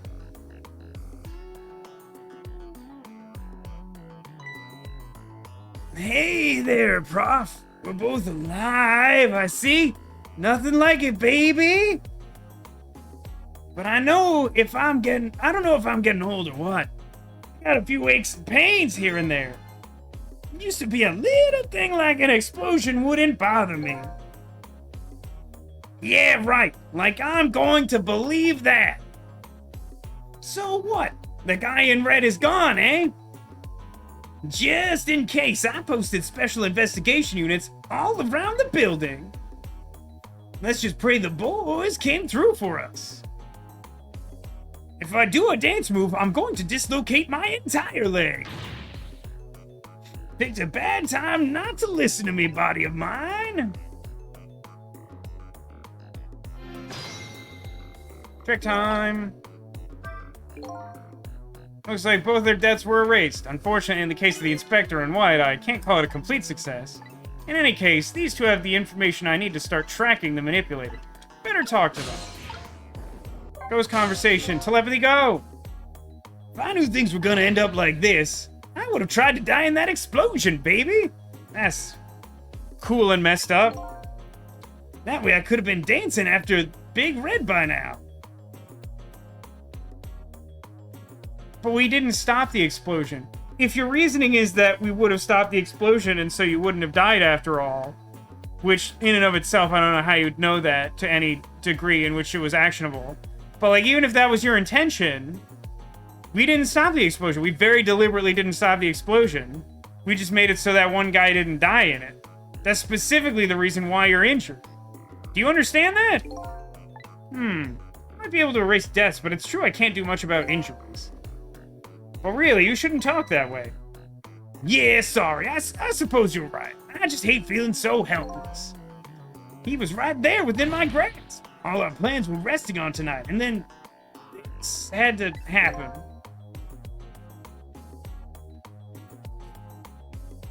That's interesting, Deco. I honestly think that what I saw announced for the UK Krispy Kreme Halloween donuts was more exciting than the ones here, but I will say that I do think that the American ones will be very popular with chat here. I'll say that. Guess he's thinking about his spotless record. It's not too late, Inspector. We still have a chance. Maybe I can catch him. Say, you're right. That's not a bad idea. I'll cooperate with you fully. Go ahead and fire away with any questions you like, Mr. Ghost. Krispy Kremes are very good fresh and not good old. Different take on Krispy Kreme's castle, which is that, like, I mostly just don't think that, like, plain Krispy Kreme donuts are particularly good. They're not terrible, but they're, like, on the low end of average donut, in my opinion. I think that, like, Krispy Kreme does specialty donuts pretty well, but I would agree that those don't keep especially long. Revenge. I mentioned revenge. Revenge against the machine, or the people who stole his life away or something. He's a fool. The one who made the decision to take out that... He's the one who made the decision to take that little girl as hostage, and he wound up dead. He only has himself to blame. What about when he said this?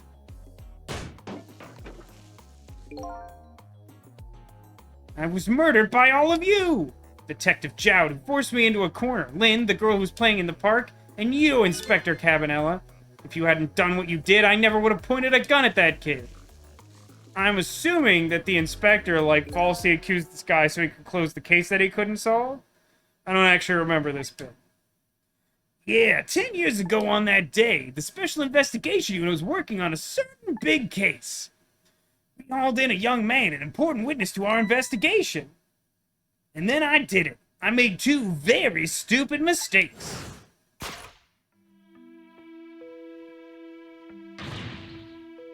Detective, I'm telling you, I don't know anything about it. Fine, fine. You're under no obligation to talk, of course. But if you don't, the Special Investigation Unit can make the rest of your life, well, it's just gonna be a bad time.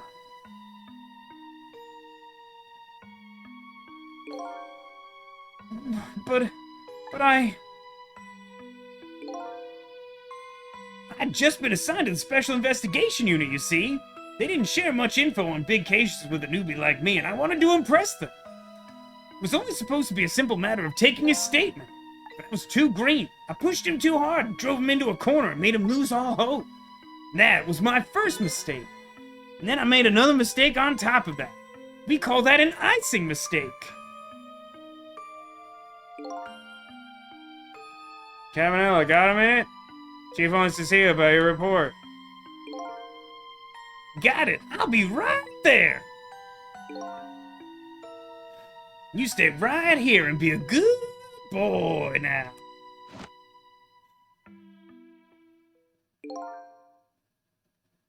I mean, if we're going to get into the nuanced donut discussion, I do feel like Krispy Kreme is definitely on, like, the low end of, like, national chains or international companies, I guess. Randy's Donuts is really the S tier. It seems like one of those things that would be overhyped, but, like, no, they're that good. But I think that chain only exists in California, probably. But the thing that Krispy Kreme does well, especially well, is definitely making fun novelty donuts. What crime was he interrogating Bad Sissel for? I mean, like, they haven't really gone into it. I don't actually remember if they address it. They might. But, like, at this point, basically, the important thing is that he was brought in as a suspect for questioning, and then this happened. That's when I did it. I left it behind in the interrogation room. My gun. How could you? He used my gun to escape. What he said is true. If I hadn't made that mistake, he never would have had a gun to point at Lynn in the first place. We first found out about the manipulator's existence during a certain overseas communication. Overseas communication, Metal Gear? For national security purposes, this country keeps tabs on the communications networks. This particular communication was about making a deal with a certain foreign country. He said he wanted them to buy him and his special powers.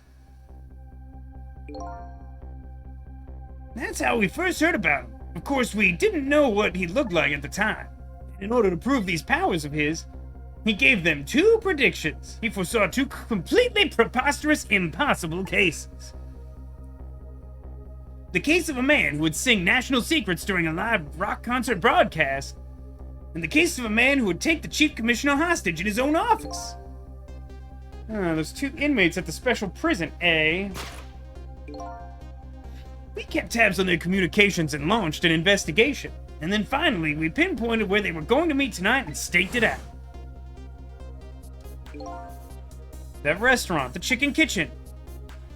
The manipulator plans on leaving this country tonight on a submarine that belongs to the other country in this deal.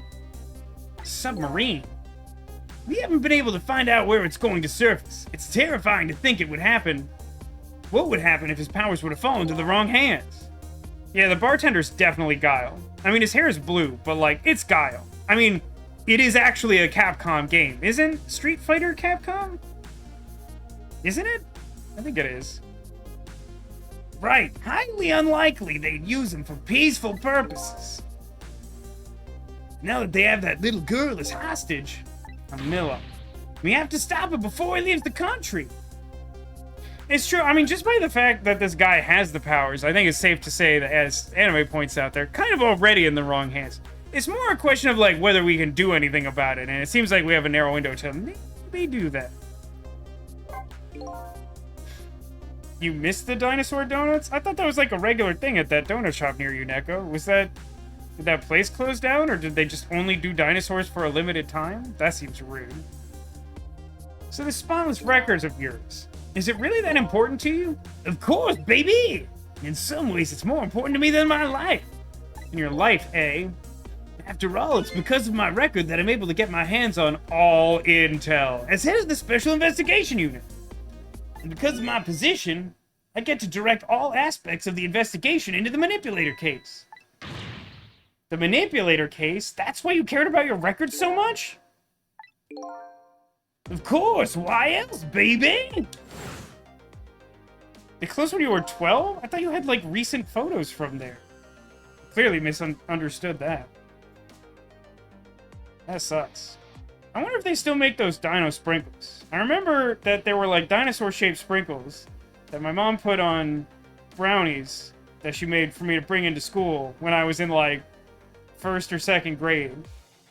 I still think about those sometimes. I just never could believe it, man. Jowd shooting Alma. I didn't care that he confessed. There was definitely something more to the story. Some secret. I did everything I could to climb the ladder. Everything in my power. And then I finally found the answer. It took 5 crazy minutes. Sorry, that's Crazy Taxi. That's something else. The manipulator, he's going to prove that Jowd is innocent. What incredible determination. What incredible determination. There's still one thing I don't understand. If you were so determined to help Jowd, why didn't you help him escape from prison? That's an easy one, baby. I'm guessing it's so that when he's exonerated, he can't be held responsible for the crime of trying to escape prison. Escaping from prison is a crime! There we go. I wasn't about to help him commit a crime after spending 5 years trying to prove him innocent. And he himself has to be executed, you know. As a man of the law, I had to make sure the execution was stopped legally. And that's why I brought him before the Justice Minister. I needed to buy as much time as I possibly could. So that's it, eh? There's just one little unfortunate result of all this. Lynn completely misunderstood your intentions. What's a little misunderstanding? Maybe we'll come around, give it time. I mean, this is how you end up with The Last Jedi. That's all I'm gonna say. But there are more important things to do with our time tonight. I guess we're done talking.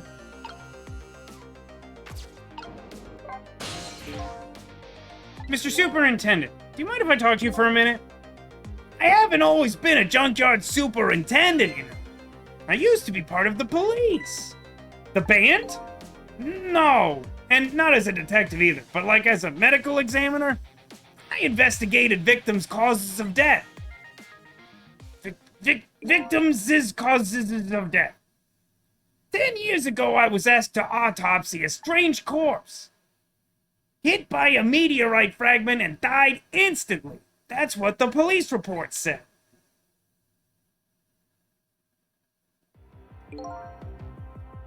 There were no signs of life. He was definitely dead. But I never filed an autopsy report. That's because the corpse suddenly vanished, leaving behind only one clue. One clue? That's the name? No, that's not. No, the treasure's called something different. An unusual corpse. Oh, I bet that's what I've been chasing all night. Could you tell me more? Yeah, sure. I have an interest in you recovering your memory and finding your true identity, too. Unusual corpse. It's the only way I could describe it, too. It was an unusual corpse. He was dead, all right, no question about it. But there wasn't a scratch on it. Not a scratch, but I thought he was hit by a meteorite fragment. I don't understand it any more than you do.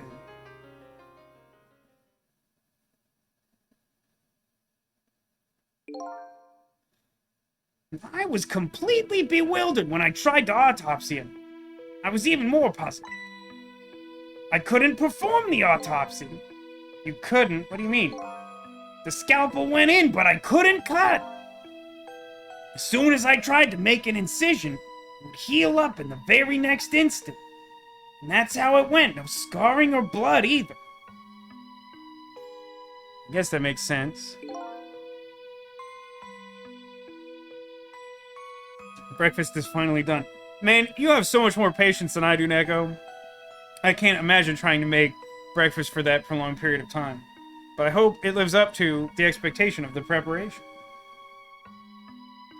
I never had the chance to solve the mystery. That's because the corpse up and vanished on us. The morgue is well guarded. Nobody could have stolen that body. But there is one way the corpse could have disappeared. What's that? It got up and walked out?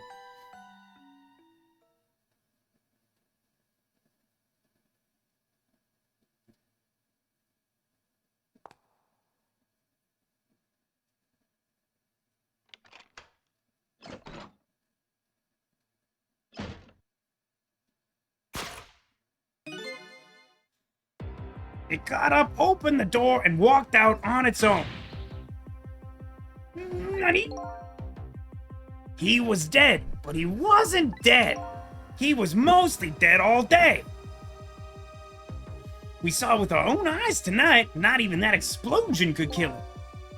Didn't even feel it when he slammed his fist on that stove.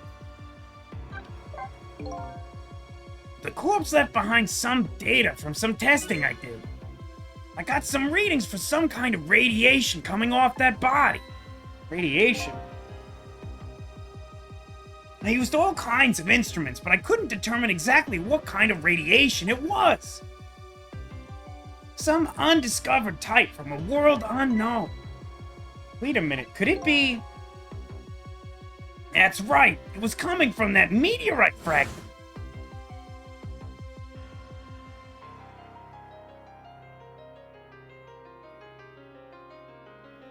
This pigeon is so extremely well behaved, I'm into it.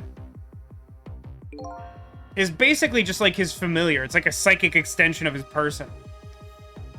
I went into that park and tested the spot where the meteorite fell. Just as I expected, I detected radiation coming from the crater. It was the exact same pattern of radiation as that of the corpse.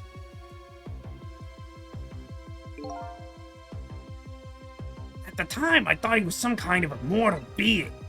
But that's in a different game. That's like a homunculus or something. He would die, only to come back to life. I wanted to research it all in depth, so I quit my job as a police medical examiner. Several years later, I came to learn the connection between my research and the manipulator case, thanks to the arrival of this crazy character. No, stop now, Professor. Do you want me to blush? Cabanella blushing. It was about a year ago, I'd say. incidentally, because some of you may not know this, they are making Princess Bride Magic the Gathering cards, because that's where we're at now. That's just casually happening and, like, kind of not even a big deal. This man in white came dancing into my research lab. Without an ounce of subtlety on his person. I heard there was an oddball here who's researching Temsic. Is that you, baby?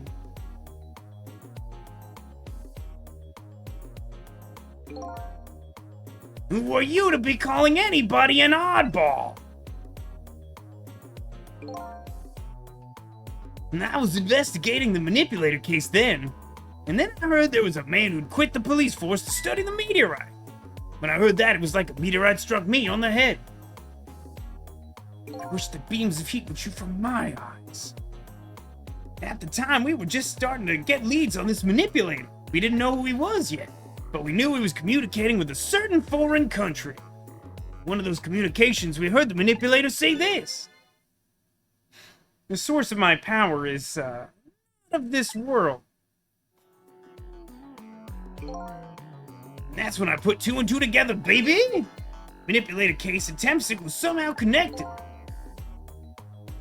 Ugh, these two are really unpleasant characters to have a conversation with each other.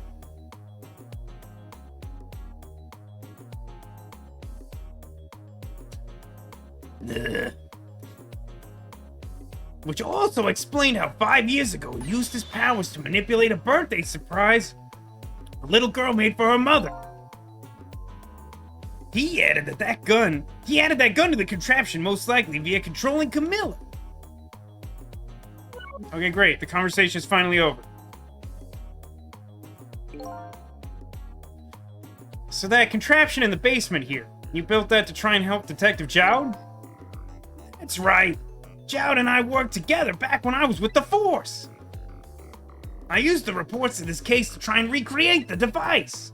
But there was just one part of it that I couldn't reproduce no matter how hard I tried. Camilla told Jowd it did something it shouldn't have and made an impossible move. I added that part to the device I recreated. Put in a part that would allow Cupid to rotate, otherwise the gun wouldn't fire.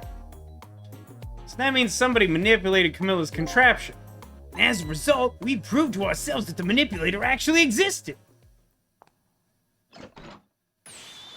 Inspector Cabanela! Hey, baby! Some of my bones are broken. Sorry about that phone call. Must have sounded like a real villain. I hated to spoil your image of me. That cool cat inspector you always looked up to. I don't need a map to get to Bone Town. Is that really the image you had of him? I don't think that's it.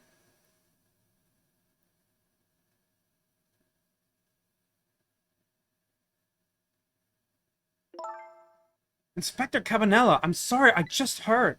You were chasing after that man all this time to try and help Detective Jowd. Wait, by just heard, do you mean you, like, got up to the door and waited for that really long conversation to happen in its entirety? This manipulator's such a dangerous character. I was hoping you didn't have to be involved.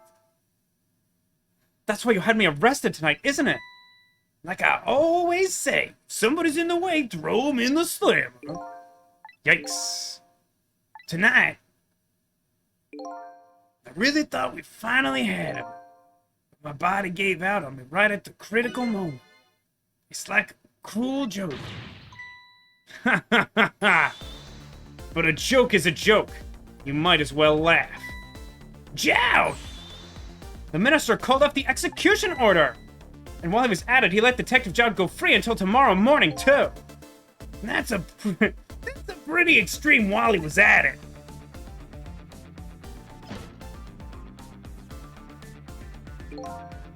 Sorry I took so long to get here. You can leave the rest to me, Detective Jowd. There you go again. You've always been like that. You make everybody else run around and you swoop in at the last second.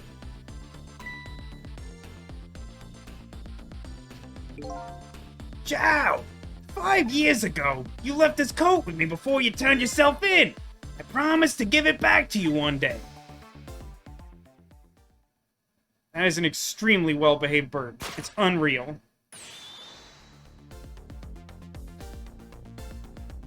I like that he's still just wearing his, like, prison unitard. I've been waiting so long, Detective Jowd. Waiting for this day to come. Thanks for not giving up on me, Lynn. Okay, I'm off then. Good luck, my old friend. Everyone, please leave this room so Vasco can stop doing those voices. A pocket watch. A pocket watch. This present you gave me. It's just what I needed. Thank you. Glad you like it.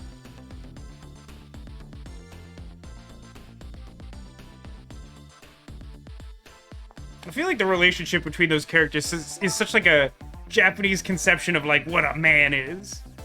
Sissel, are you there? Yeah, I'm here. You and I have to go find that map. I need your help. Will you do this with me? Sure, but how? We don't know where the submarine is, and the phone line doesn't work. I guess we're really just presuming she heard that entire conversation now. They use communication cables to make their calls. We'll get you hooked up somehow. You'll see.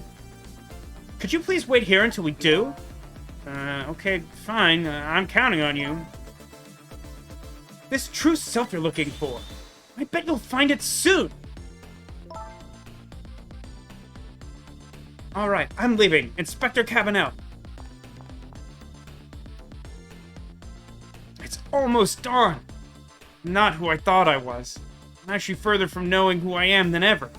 But now, I don't feel so alone. Each one of us, for his or her own reasons, is looking for the truth. Together, I think we can shed light on these mysteries and drive away the darkness. But it's almost dawn.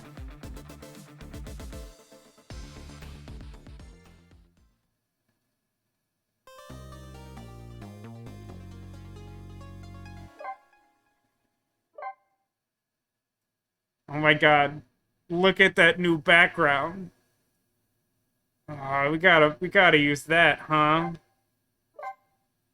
Oh, I got just so many things. Save. So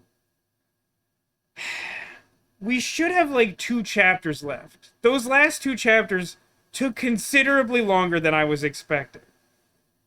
I think I'm at the unfortunate impasse that it's unrealistic to expect me to complete the remaining 2 chapters in this stream. However, I'm also not totally sure how long it will take to complete them.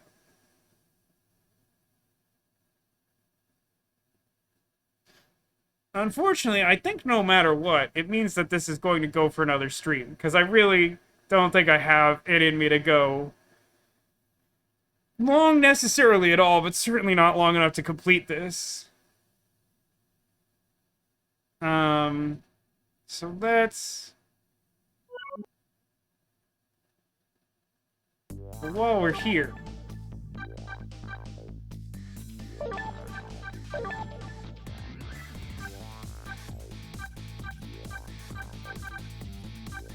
Hang on. It's probably easier to do this the other direction.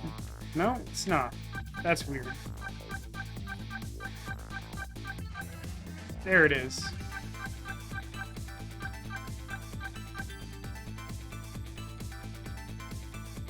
Face down, butt up. That's the way I like to play the remainder of this video game.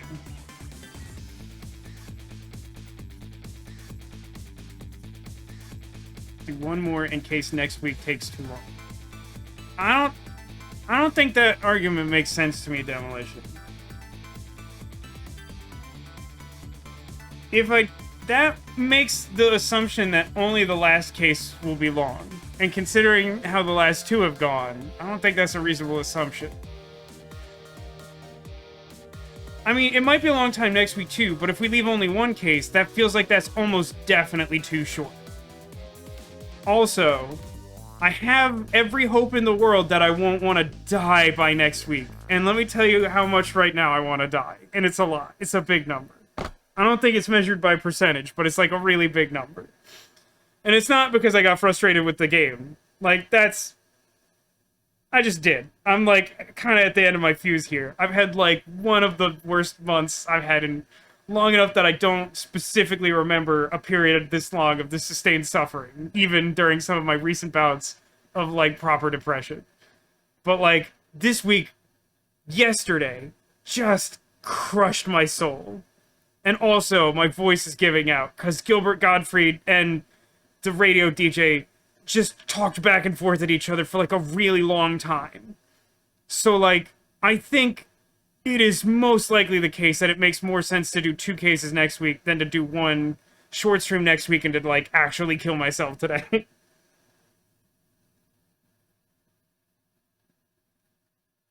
I mean, even if next week runs a little bit long, hopefully there's a conversation between more than, like, the 2 gravelly voiced characters in the roster. Because, like, you could hopefully understand just listening to me talk that, like, it's not happening. We're not doing another, like, 40 minutes, even if that's all it takes.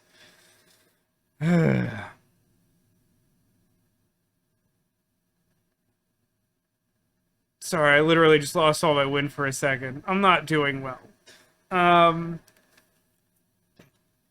Somewhere on the couch behind me, there's a Squirtle. You better believe it. I remember where it is. Normally, there's like a moment late in the stream where I say that out loud, and then I think about where it is.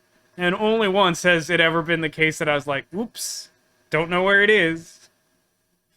It's there, I promise. I know where it is. You try to find it. Locating the secret Squirtle is obviously an omen of good luck for you in the coming days. Hopefully good enough luck that you don't dissolve into like a sad little pile of paste on the sidewalk, which is what I fear will happen if this week doesn't improve. You do that, I'm gonna have more juice.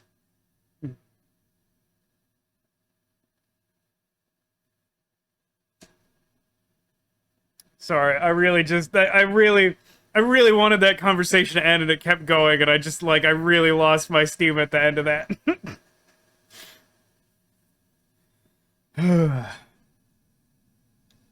Let's see. Squidbeard. Under Halloween Squirtle. Candy corn. Anyone else? I got some more juice. I kind of need it.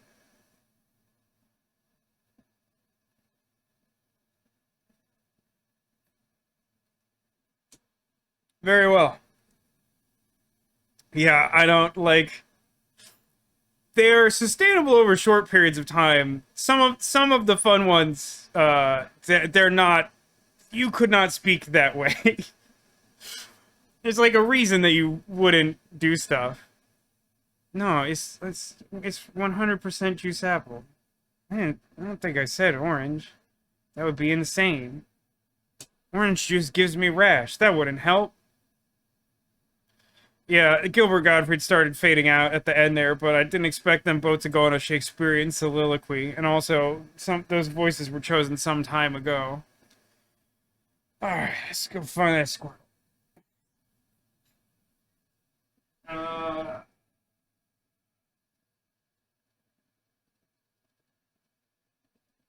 Squidbeard.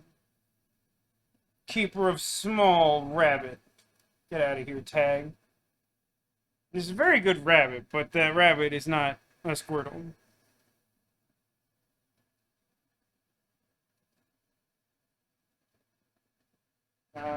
Candy corn.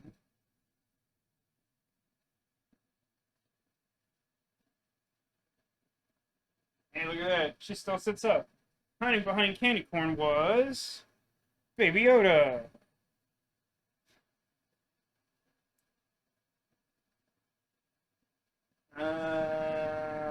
Halloween Squirtle. Under Halloween Squirtle is... Another Squirtle!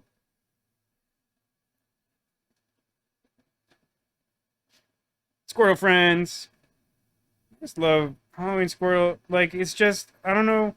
I'm sure that they make, like, this print probably also has, like, a Halloween Charmander and Bulbasaur and Pikachu, but, like, I mean, it can't be any better than, like, little Jack-o'-lantern Pale. I'll admit, I have the Sarah got me the, like, holiday Squirtle, which is great, don't get me wrong.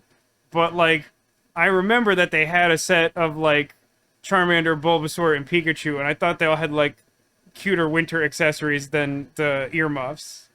But, like, I still love winter Squirtle. But, like, in this case, I feel like this has to be the best one. Yeah, I should look those up, too. I really gotta end the stream. Sorry for being negative and not really crossing the finish line here in more ways than one, but I just really am having an extremely bad time. And I managed to get through yesterday pretty well, but I don't think I did very good today. I hope you still somehow enjoyed some percentage of this. At least Missile was around. That was fun. Thanks for watching. Thanks for being here. Thanks for being you. And I hope to see you again soon. I hope to God that next week is better. And that we'll finish this. And maybe Little Nightmares 2 as well. Nightmares 2 too. There's some chance that that goes long. I think it took me a little longer than half of the projected time to get halfway through that game. So I could see that going badly. But we're gonna give it the best shot we have next week, which isn't this week where I've run out of spoons. Until then, everybody, remember that you are Claus.